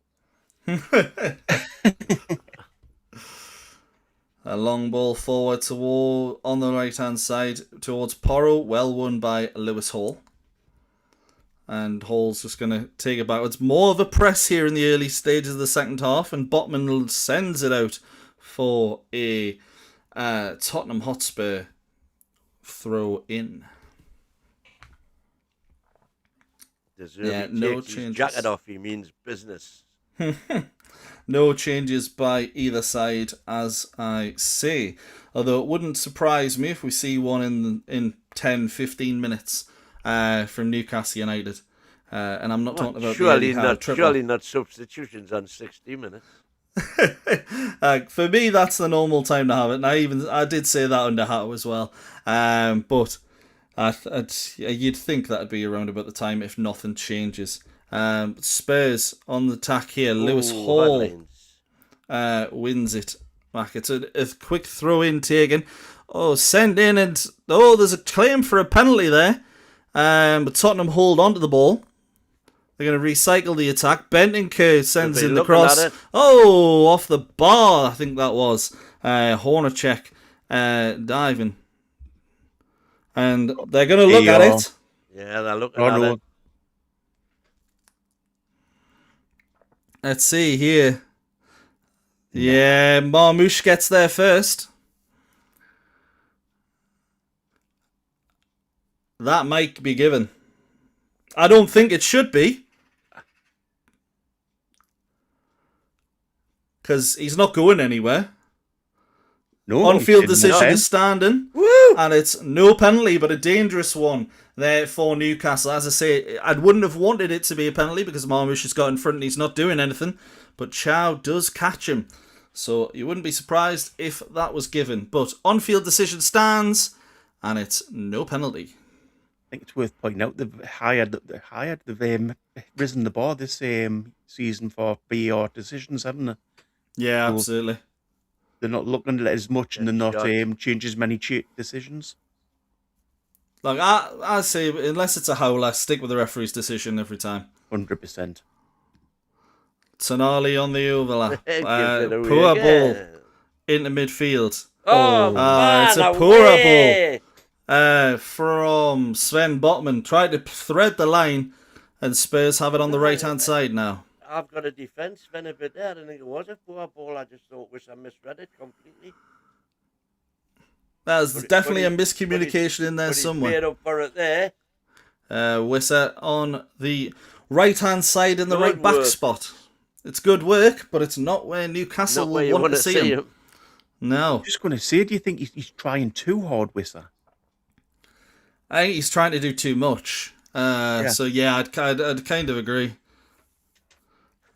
Hoof. Hoofed ball forward towards Harvey Barnes. Chested down towards Lewis Hall. It's a good effort there from Lewis Hall. I actually thought he was going to take that a little bit quicker. I thought it got deflected.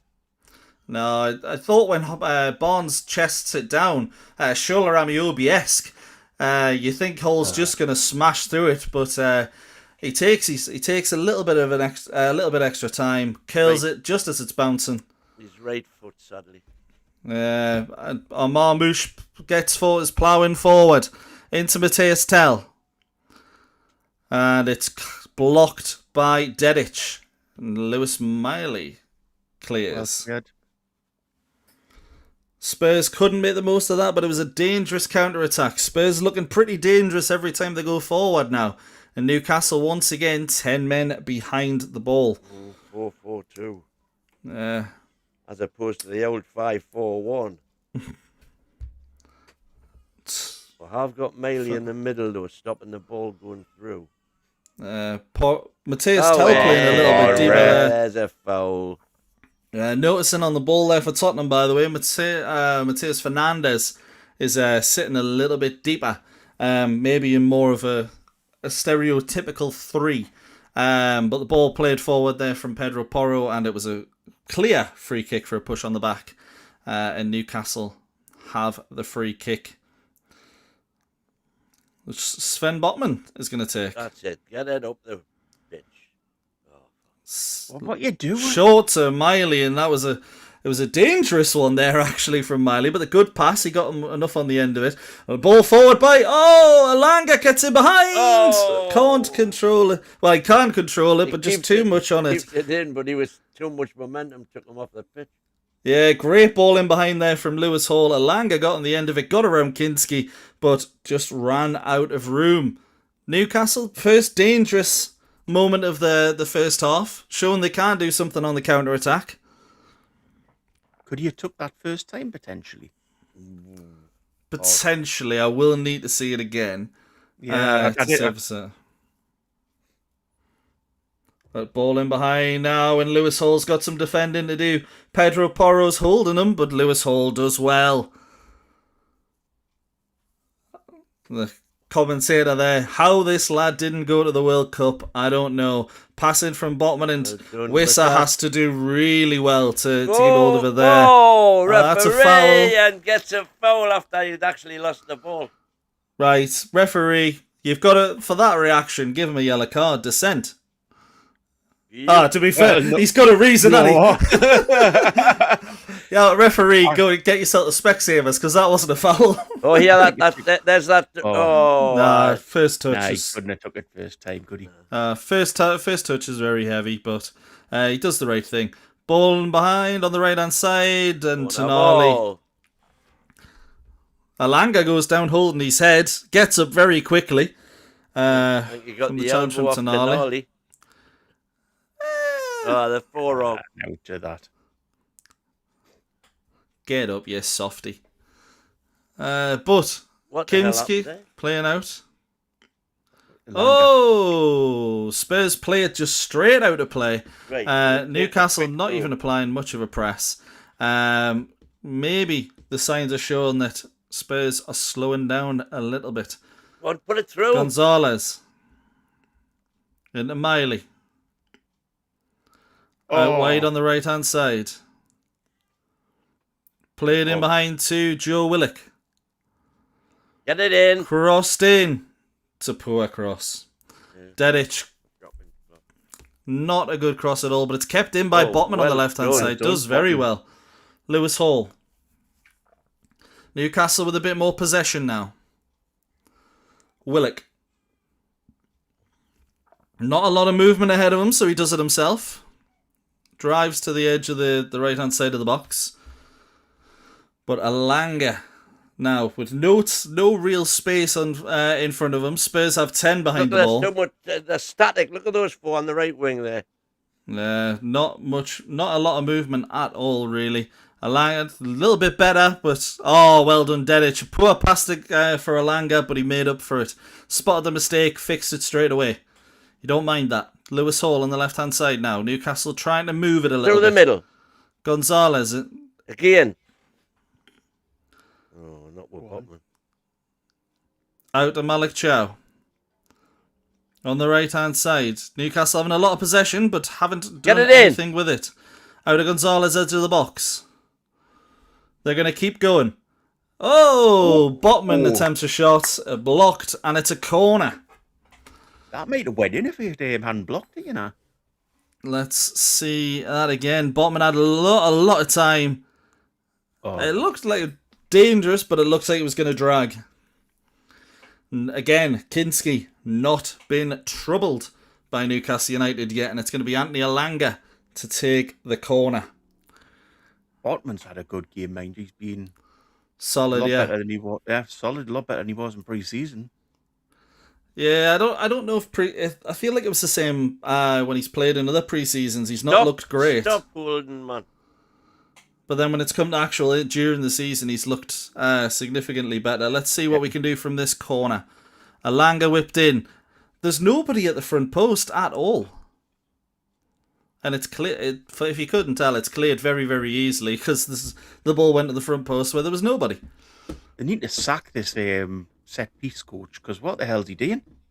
I mean, I didn't think the set-piece coach was telling them to do that. But if he can't improve them, then absolutely, because set-pieces have been absolutely shocking. You've got to work with what you've got, haven't you? You can't admit. You've got footballers that can't put a corner into the middle of the box, then you've got major issues as a club. Yeah, you'd like to think one of these players could kick. Oh, well done, Lewis Hall in the Lewis left-hand Hall. corner, by the way. And You diving bastard. Willock gives away a free kick That's brilliant work on by Pedro him. Porro. Yeah, Paul did really well on the left-hand side in the corner.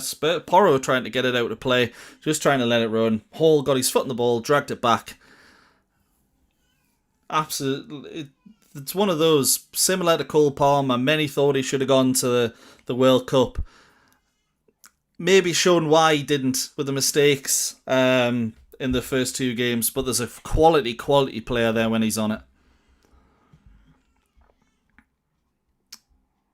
Kudus are warming up on the touchline. All the Tottenham subs are, but he's the one that stands out a mile away. Come on, in pressure. regards to quality. Go.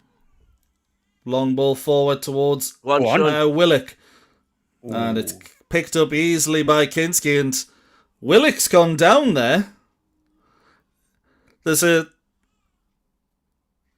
He's feeling the lower bit of his back. It wasn't a foul, I don't think, unless Kinski's kicked out, but it didn't look like he did. It didn't look like it. Look at it, it was in the penalty area, you would assume. Yeah, I imagine there's nothing that's going to come of that, but we'll see a replay at some point. Spurs have the ball very deep with Bentancur into Van der Ven. Marmouche is doing some dancing on the ball and still keeping it. Tonali sends it out wide. Matthias tries to get it in behind for Archie Gray, but not having it. Poor ball. Unusually for him today, he's had a good game. Yeah, he has had a very good game. Looked really dangerous. Newcastle need to do something. Need to have a little bit more control and a little bit more quality in that final third. Seeing a bit more possession. Spurs still looking dangerous at times, though. Wins 0-0 might be on the cards. Lewis Hall out from Hornacek to Lewis Hall. He sends it long. Well done. Duel in midfield won by Wissa, but it's gone out to Archie Gray on the right-hand side, who does well to find Fernandes. Porro back to Fernandes, in behind to Archie Gray. Botman, do not foul him, he hasn't. And he's gone down far too easily there for my liking. The clearance from Hall falls to Fernandes. Just ball gets stuck in between his feet. Harvey Barnes tries to send it forward. Crunching tackle from Van Hecke, but it was a good one. Was that Barnes' first touches in the second half? Probably, yeah. I think we're in a dangerous situation with Harvey Barnes because he's done nothing, but he is still the most likely to score. Yeah, that's a big issue, isn't it? Yeah. That's Kinski on the ball. No pressure on him whatsoever, but the passing lanes are being cut, and those on the opposite side are being heavily marked. So they're going to have to send it long, which they do. Out on the left-hand side towards Robinson. It's won in midfield by... Is that Marmouche? Yeah, Marmouche on the halfway line. Who, again, just glides past Newcastle players. Has a shot from 30, 40 yards, and it's well wide, really. But Omar Marmouche, every single time he plays against Newcastle, just seems to be able to glide past our players with ease. So it's some kind of cheat code, and it's actually not as far wide as I was maybe suggesting. But a little bit worrying when a player can just run through your midfield like that. A little bit. Well, it's very worrying, but I was trying to be positive. Right. Newcastle on the ball. Willock now the deepest player. Out wide to Malik Chow, who's going to run forward. He's brought down, but if Newcastle keep the ball. Pass. Botman feeds Lewis Hall. Into Willock. A little bit deeper at the minute, Joe Willock. Let's see what we can do. Miley now on the ball. I've never seen Botman play like this far up the pitch. Yeah, Sven Botman seems to be relishing this a little bit of a new role. Oh, come on. That's the Joe Willock we know. Don't really love. I think 60 minutes it might be the Joe Willock we're going to see the end of shortly. Carlo Ancelotti and Roberto Mancini in the crowd. They're probably not here to see Newcastle players, but you never know. Van Hecke on the ball now it's trying to play it across ball, and it's a bit of a killer ball, to be honest. You never want to see players play that kind of ball across the field. Hornacek with it now. Botman. Nico Gonzalez, what can he do? Sends a ball long. It's a lovely ball towards Dedic. Head it down for Elanga. Let's see what he can do. Anthony for Newcastle United. What a finish by Andy Elanga. Come on! Not something we say very often. Beautiful goal by Alanga. Gonzalez to Dedic. Dedic heads it down for Alanga. Alanga on the turn. First time effort. Hits the post and treacles across the line. Kinski hasn't made a save, but he has conceded a goal. Beautiful from Newcastle. Come on! The dog works again. 2 goals in 2 games for Anthony Alanga. He's undroppable. Now they'll abandon the low block. It's lovely from the 2 new signings. It's another assist for Dedic, by the way. 3 in 2 games. And it's a beautiful ball from Nico Gonzalez. What a ball, man. That's what 50 million buys you, ladies and gentlemen. And it's a lovely finish from Alanga as well. To be fair, can you remember too many balls like that from Toon Army? No, and who was marking Alanga when he turns, by the way? Sandro Tonali. Oh, I won't take the big out of them yet. There's still 28 minutes to play, but Newcastle have the lead at the Tottenham Hotspur Stadium. And Jaissle, just calm down. Yeah. Let's see. And the if Toon Army goes goes berserk, and rightly so. I guess the question I'm going to ask now, obviously, Newcastle United last season, most points lost from winning positions. Indeed. First game of the season, had the lead twice, lost it twice. How important is it that we don't lose the lead here? It means more than a couple of points, in my opinion. The mentality behind that. Yeah. You don't want to get into that mentality, do you? You imagine if we do and Jaissle ends up wanting to sit back and defend. You don't want to see that at all. But Newcastle have the ball in midfield now. Newcastle have a good chance. Lucky. Outside the foot, attempted pass there from Johan Wissa. Just hits the back of the heel from Monkey Sputum. And Michael out now. It's alright, mate. You're not the only one. That's a club set up by my wife and seconded by my child. But Newcastle have the ball in defence right now. Sven bottoming out to Lewis Hall. Go on, sir. He advances forward, and it's a strange ball, to be honest. But Van Hecker is it nicely. Newcastle win it back. Willock into Miley. Oh, I thought he was going to pull the trigger. Dedic now on the right-hand side. Just going to take it backwards. Control the ball. Right. We are winning the game, to be fair, so why not? Yeah, no matter with that. Now. Bad touch from Alanga on the left-hand side. Archie Gray steps in and does well. And it's a free kick to Tottenham, who now have to come out. They've got to do something now, Tottenham. But they're looking to do just that with Andy Robertson on the left-hand side. Into Matthias Tell. Up against Dedic. Wissa comes back to help him out. Spurs have to go all the way back. Van Hecker. Just advancing forward slowly. Out to Pedro Porro. Archie Gray on the overlap, but he doesn't decide to use him. He goes backwards. Van Hecker, about 35 yards, goes the 40 yards out. Spurs going to try and break Newcastle down. Whether they can or not, well, that remains to be seen. But it's going to take a bit of quality. Sandro Tonali looking to provide it, and he wins a free kick. Nico Gonzalez is the one giving it away, and that might be the trigger to get him off, mightn't it? Yeah, as it's not a great tackle. Tonali does admittedly very well to get through a couple of players, and it's Gonzalez that eventually brings him down for the Spurs free kick about 25 yards out. Free kick's in a great position, isn't it? Yeah. Mikey Moore coming on for Tottenham Hotspur, it sounds like. Matthias Tell lining up the free kick by the looks of things. Not the taker I would have imagined. Well, I haven't got a great record, to be fair. Shots from outside the box and especially Let's free hope this keeper's better at setting up his wall. Yeah.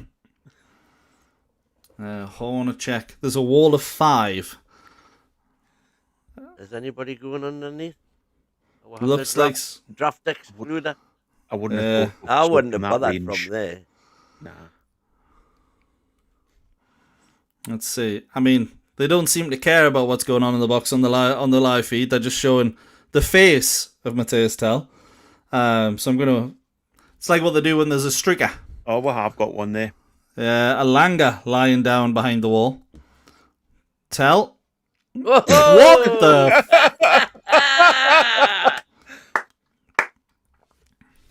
Well, that might be the worst free kick attempt I've ever seen. Hey, Michael, if you look outside your window, I think the ball's just flew past here and blind. Oh yeah, that is dreadful. I didn't even want to laugh. I felt really bad. What a ball! That's the replay, man. Oh. You should have let Win go there. It would have been 2-0. You are right. It's an incredible ball. Oh, he's narrowly onside there, actually. Dedic. It didn't look that tight, but it turns out that it was. Wazza in with another super chat. I'm going to have a bevy. The patter's that good. Glug, glug. Get that down, your sunshine, and enjoy. Andy Robertson coming off for Destiny Udogi. And Mikey Moore, the young prodigy, apparently, coming on for Archie Gray. Kudos on for Matthias Tell. So that last action was sending it into the gods. Thank you very much, Wazza, for the I'm pleased super to chat. see the back of him, to tell you the truth. Yeah, to be honest, he'd had a good game until that moment. Spurs have it in midfield now. They're still very dangerous, more so now with the changes. Kudus plays it in behind. It's another slip for Matheus Fernandes, slipping on this occasion. I don't know if Spurs have watered the field or something like that, but everyone is slipping. Until they're just coming off. Oh, and Nick's coming on. Yeah, I said I expect them to come on maybe if Tottenham scored. I accidentally said if Newcastle scored, so I'm gonna say that's what I meant. But yeah, Quiet. Voltamada coming on for Newcastle United. Stood on the sidelines, but they've got a Mohamed Kudus. Well done, Bonds, by the way there. Yeah, good defensive work. It must be said. Bendinker, Kudus up against Bonds once again. Gets the cross in. It's a poor one, but it comes straight back out. Pedro Porro. It's a good hit, and it's a good save. Did he save it? Yep. You got a finger on it. It's... Oh, actually, I don't think so. He didn't. He does. He might have done. He does. He gets. It looks like it hits his thumb, to be honest. Good save. Kudus to take the corner. That's like a Newcastle corner. Hits the first man. Oh, it's out to Matheus Fernandes. Oh, was it Fernandes? Yeah, out to Matheus Fernandes. Wide and shite. Here we go. Sean Stay and Nick Voltamada. So Willock for Voltamada. No, it's Gonzalez that's coming off with his yellow. Gonzalez for Stare it'll be. For Willock. Yeah. Voltamada and Stare on. Willock and Nico Gonzalez off. So who's going where? Was that up top or Volty up top? I'd like to think Voltamada up top, just purely because the legs are fresher. It looks that way as well. Wissa's currently sat pretty much on the halfway line. That was well excellent. done. Who was that? That was Miley. No, it was Miley. Miley cocked up the first bit of it, but made amends beautifully. Ball in behind Wissa. And it's a corner for Newcastle United. Come on. It's been a very even game so far. The pass from Nico Gonzalez, really the difference there. Header down by Dedic into Alanga to give Newcastle the lead. But been a tight game. Next goal, maybe a set piece. Let's see. Tell you one thing, it was very attacking substitutions he made. It was. Yeah. Can we get a corner in? Is it Sean? Well, Lewis Hall to Good take. one. It's deep. Ball. Head it down. Oh, yes! 2-0 to Newcastle United. Come on! Johan Wissa gets the goal. And if you want to know the celebration, you can clip win right there. Overhead kick from Johan Wissa. It won't get goal of the season, but it was effective. Headed down, the deep corner in from Lewis Hall. Headed down, I believe, by Voltamara. I might be wrong. Johan Wissa, overhead kick, sent it beyond Kinski. As I said, he had made a save. He's now conceded twice. Beautiful, gents. Woo! And this is it, you see. Under the cosh, first off, kept a clean sheet. That's what I really want now, is this clean sheet. You know what Yeah, the thing is, absolutely. Substitutes rather than just trying to go defensive and having everybody on the 22-yard box. We went more attacking. Yeah. Yeah, I think Walter may get the assist there. He does. Yeah, 100%. Does well, win it back post. Does very well. First decent corner we've seen Newcastle put in. Judio Filler, absolutely correct. Fabulous. Kevin Nolan-esque, and you know which game that came from, so I don't have to remind anyone. But beautiful. Keeper might have something to answer for a little bit there, but that doesn't I matter. don't think he's expecting it, to be honest. No. Yeah, and the celebration, you won't catch me doing anytime soon, but it's an interesting one. Walter's dad there. Walter Mara, the only player with no fan support in this game. Get in and do your work, son. Hey, to be fair, he probably is. I think everyone else, Willock maybe actually, but there are redeeming qualities in every player we have. We just need to see them a bit more. Wet. Free kick in the centre of midfield. There, Miley goes down under pressure. Another good first touch by Walter there. Nurgle paints in there. Can we swap Isaac for Wissa, please? And I know you're taking the mic, but thank you for putting a smile on our faces. He will come good for you. And I will hate the fact that it happens. Oh, but Newcastle coming off, be loving this. 2-0 down. Toon Army's off. Toon Army is gone. And he hasn't had a terrible game, to be fair. He hasn't been great. Oh, I didn't but like the look of this, though. Solanke on for Spurs. And to be honest, they need it. Solanke and Marmouche. But what we might see is those balls over the top. The Spurs have now got an extra player going forward. And Alanga's now in behind. You doggy's tight. Oh, unlucky. Nucky. Dedic tries to get in there, but the touch is just a bit too heavy. Solanke picks it up. Out of Mohamed Kudus. I think there's... I'm loving this. We're not sitting back. We're not sitting back at all. It's nice to see, isn't it? And to be honest, I think there's another goal in this game. I will say, but Marmouche sends it out towards Mikey Moore. It's on the edge of the box there with Matthias. Offside. I was going to say, I think that's offside. And if they'd scored, I would have been saying they're going to go back for that. Yeah, it looked like it was from first instance. Yeah. That's why I was a bit quiet, because I was like, are they going to give that? I was as well. Yeah, on the left-hand side, Mikey Moore, clear offside. But Spurs have got a lot of attacking players on.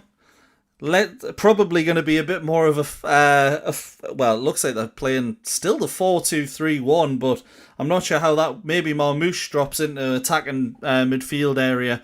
Kudus on the right, Mikey Moore on the left, and Porro back into right back. But we'll see how it ends up lining up.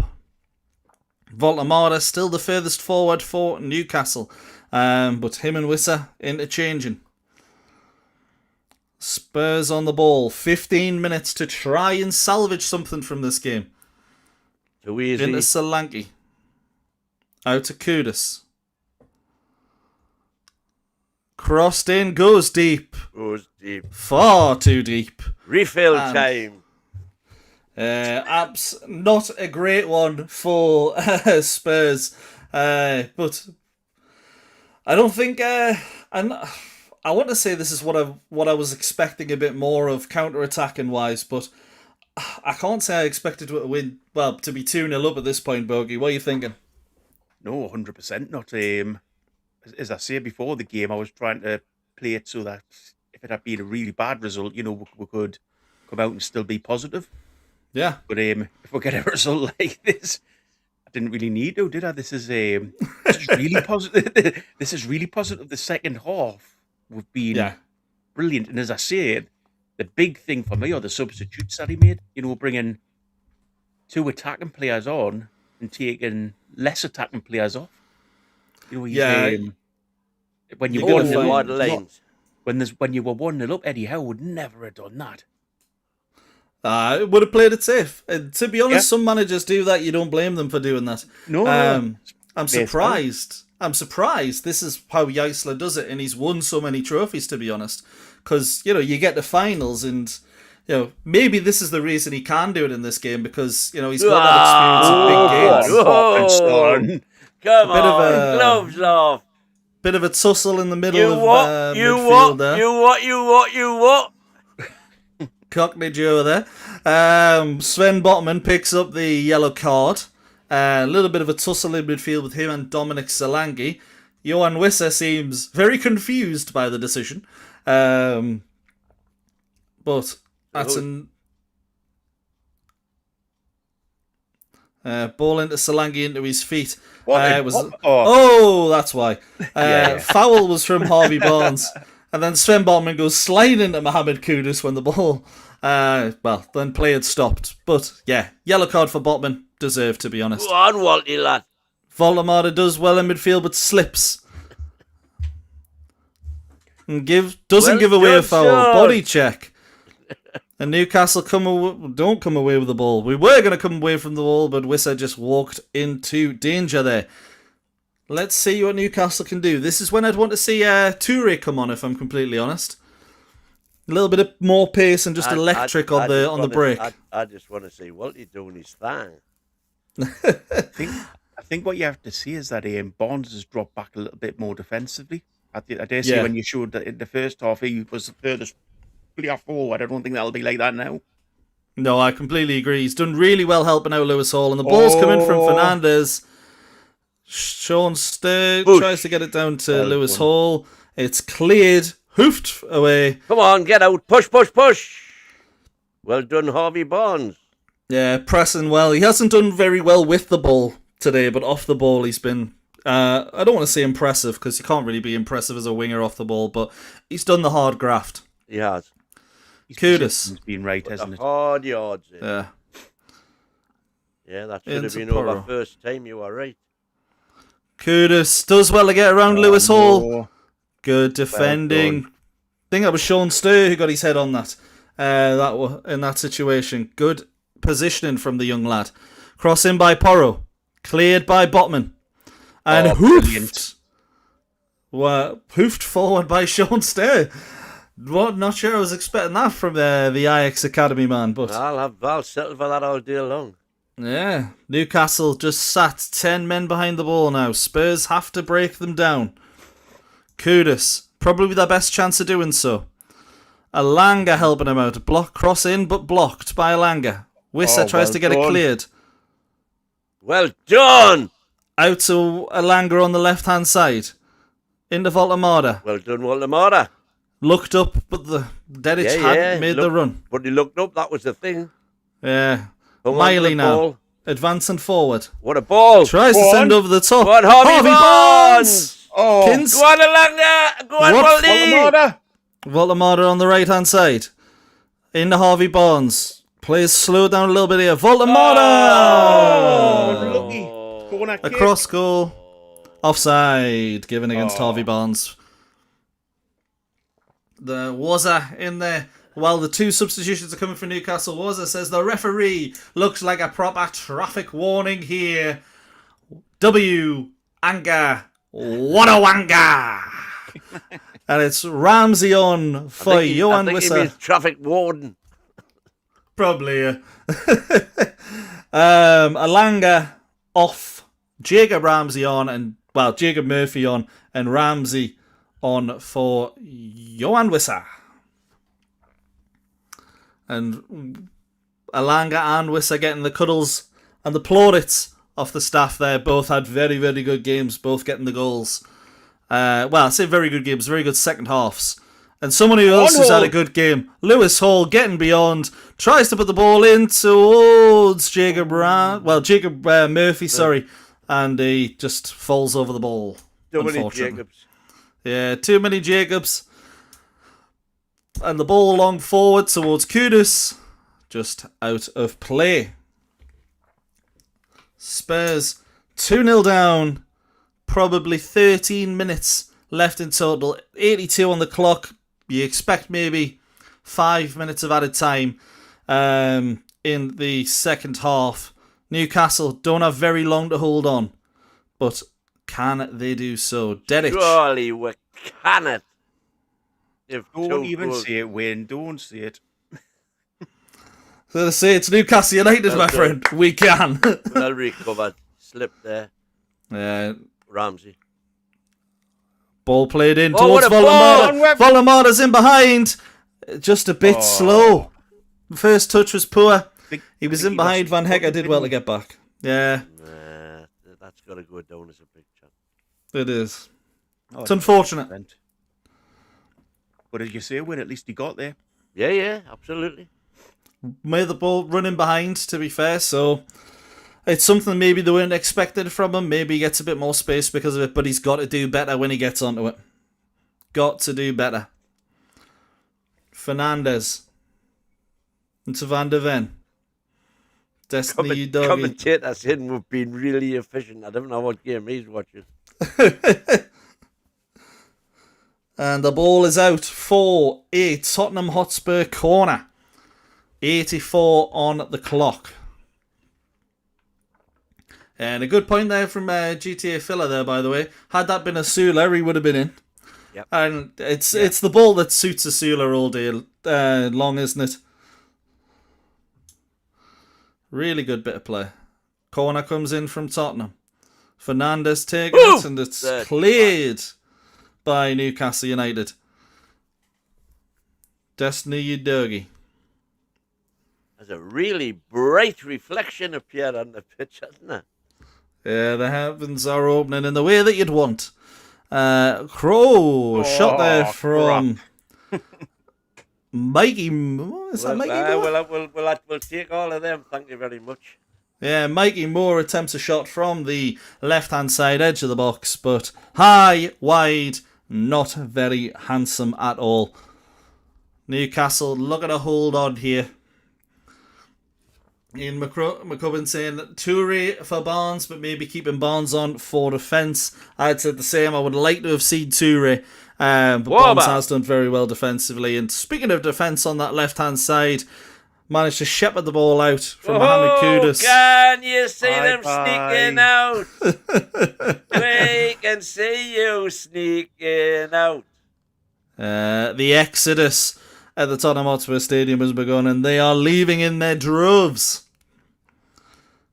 But maybe, just maybe, Spurs have a chance still. 5 minutes left of normal time. But there's been no stoppages to speak of, has there? No, but you'd still expect them to give 5. Oh, and by the way, have you noticed none of the Premiership games this and stupid hydration break? No, thankfully not. Out towards Mohamed Kudus on the right-hand side. Pedro Porro overlap. It's gone towards him. Fernandez. Back to Porro. He's going to try and whip a ball in. He does. Oh, it was a dangerous ball. Nearly won by, I think it was Solanke. Yeah, Udogie on the left-hand side reclaims it. If Spurs get the next goal, it could be a very, very dangerous end to the game for Newcastle. Porro. Poor ball. Ramsey trying to do a bit too much there. Just get rid of it, man! Put Botman into a bit of trouble. Oh, my Marmouche! What it's a save! Well done for keeping hold of it. Yeah. Hell, man. Ramsey just runs get into the shot. box. Ramsey runs the ball into the box. Botman tries to take over, and he ends up losing the ball. Ball crossed in. Omar Marmouche on the volley. Probably doesn't get the contact that he would want. It is fairly straight towards Hornacek, but he does very well to hold on to it. And we currently have a Tottenham throw-in. I think Hornacek's got a shout for man of the match for me. He's made some very good saves. He's not... fingers crossed it stays that way. There's one man of the match for me. Well, I'm waiting. If you're on about Dedic, he's been... Yeah. Dedic, 100%. Well, for me. yeah, for the first 40 minutes, without a doubt. Are you kidding? No, he hasn't done a lot this one. Ball out wide. We'll see now, though. Mikey Moore. Into Destiny Udogie. Spurs haven't scored a goal yet in the Premier League. And this is the first time since 1911-12,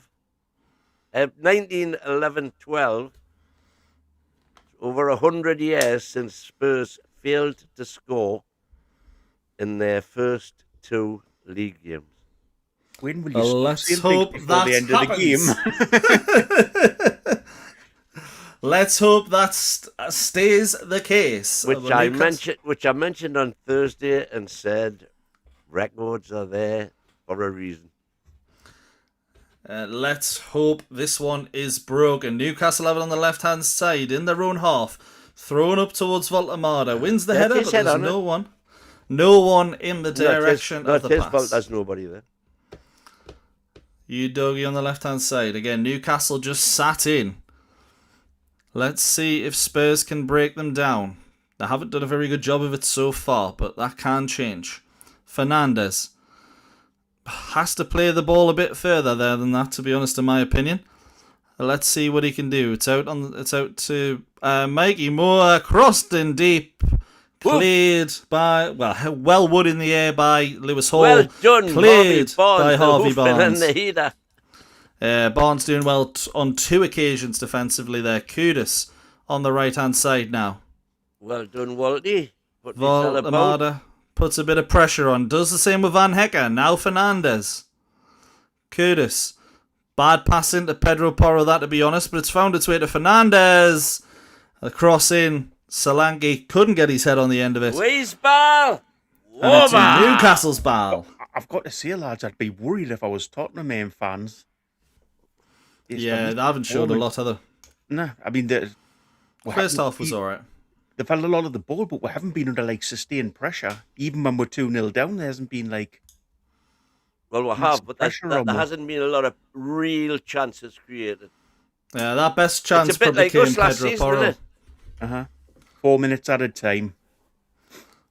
4 minutes for Spurs to salvage. Oh, there's Toon Army looking miserable. Looking like what he did on the day, well, actually every day, to be honest. That facial expression doesn't change. And neither does Newcastle United beating Tottenham. Well done, Harvey Barnes again. Sends it to Hornacek, who launches it long. Voltamada doesn't win the header. Lovely first time ball. Into Harvey Barnes. Barnes. Dive over, Harvey, for fuck's sake, man. Yeah, you have to say if he's on as a substitute, he probably gets on the end of that and either forces a penalty or a save. But not a lot in the tank for Harvey Barnes. And it's not a surprise, to be honest. He's ran his heart out. His work rate has been phenomenal today, to be fair. Yeah. Voltamada doing well to cover that left-hand side position as well there, by the way. Good reading of the game.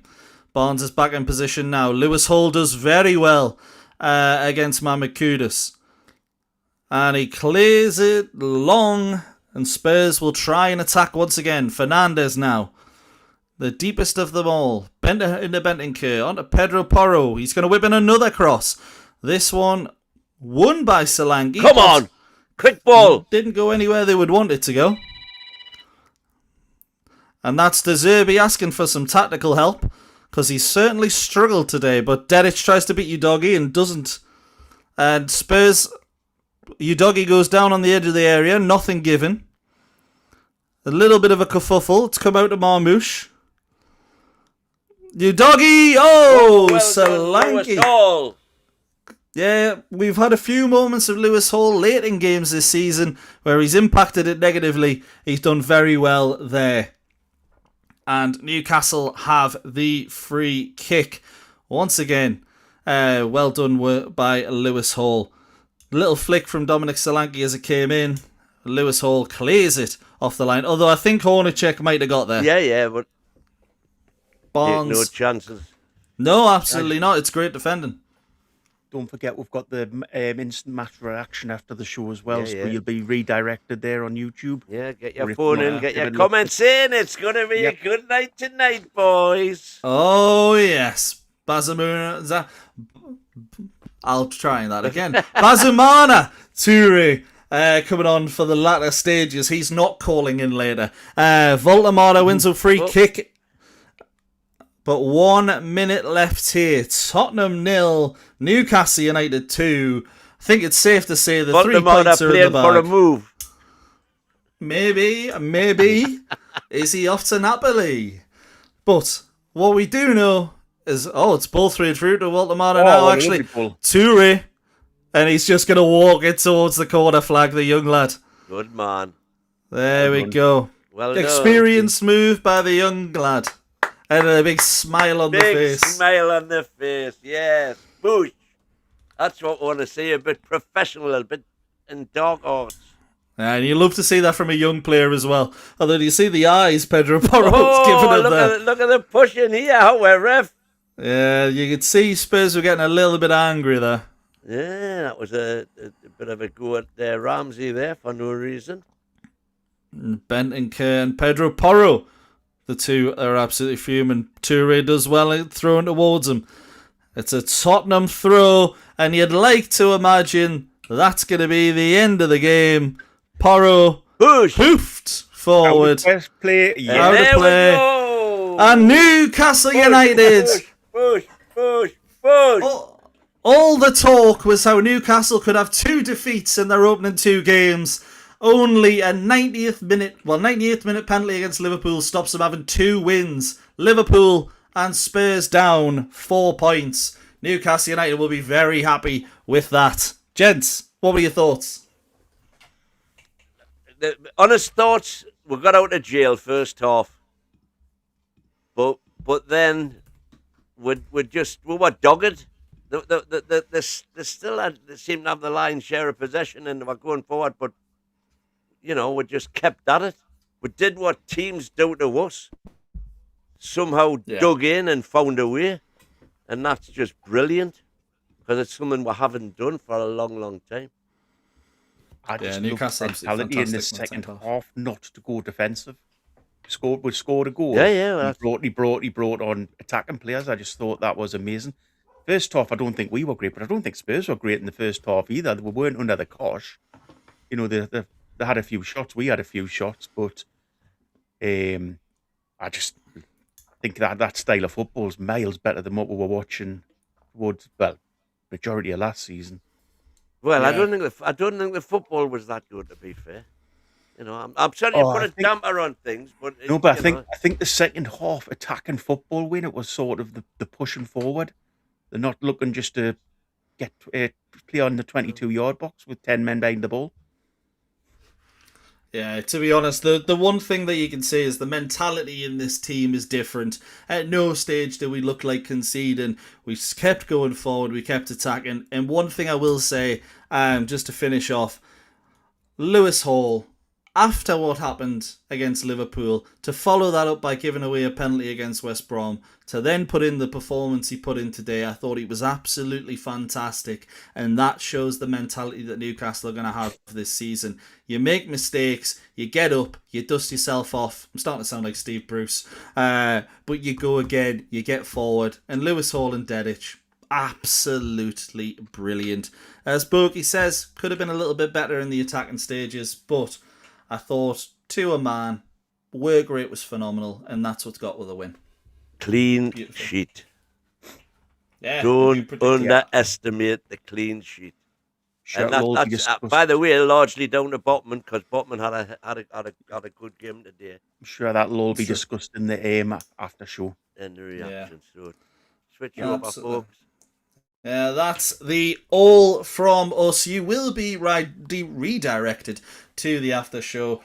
From myself, it is goodbye. Bogey, Win, are you going to be on the afters? Yeah. Thank you for G Rushdown 26 for the membership, which went to Ed Manx Therapy. Wazza, as always. Cheers, bud. Yeah, Christian American Mag, laying in his own pockets. And Monkey Sputum. Thank you all so much for the super chats. Hope you've enjoyed the show, folks. I'm pretty sure you will have enjoyed the results. We will see you later. Don't forget to stay on and switch over. Straight on, switch over to the reaction. Get your phone ins. Good night, everyone, and how are the lads?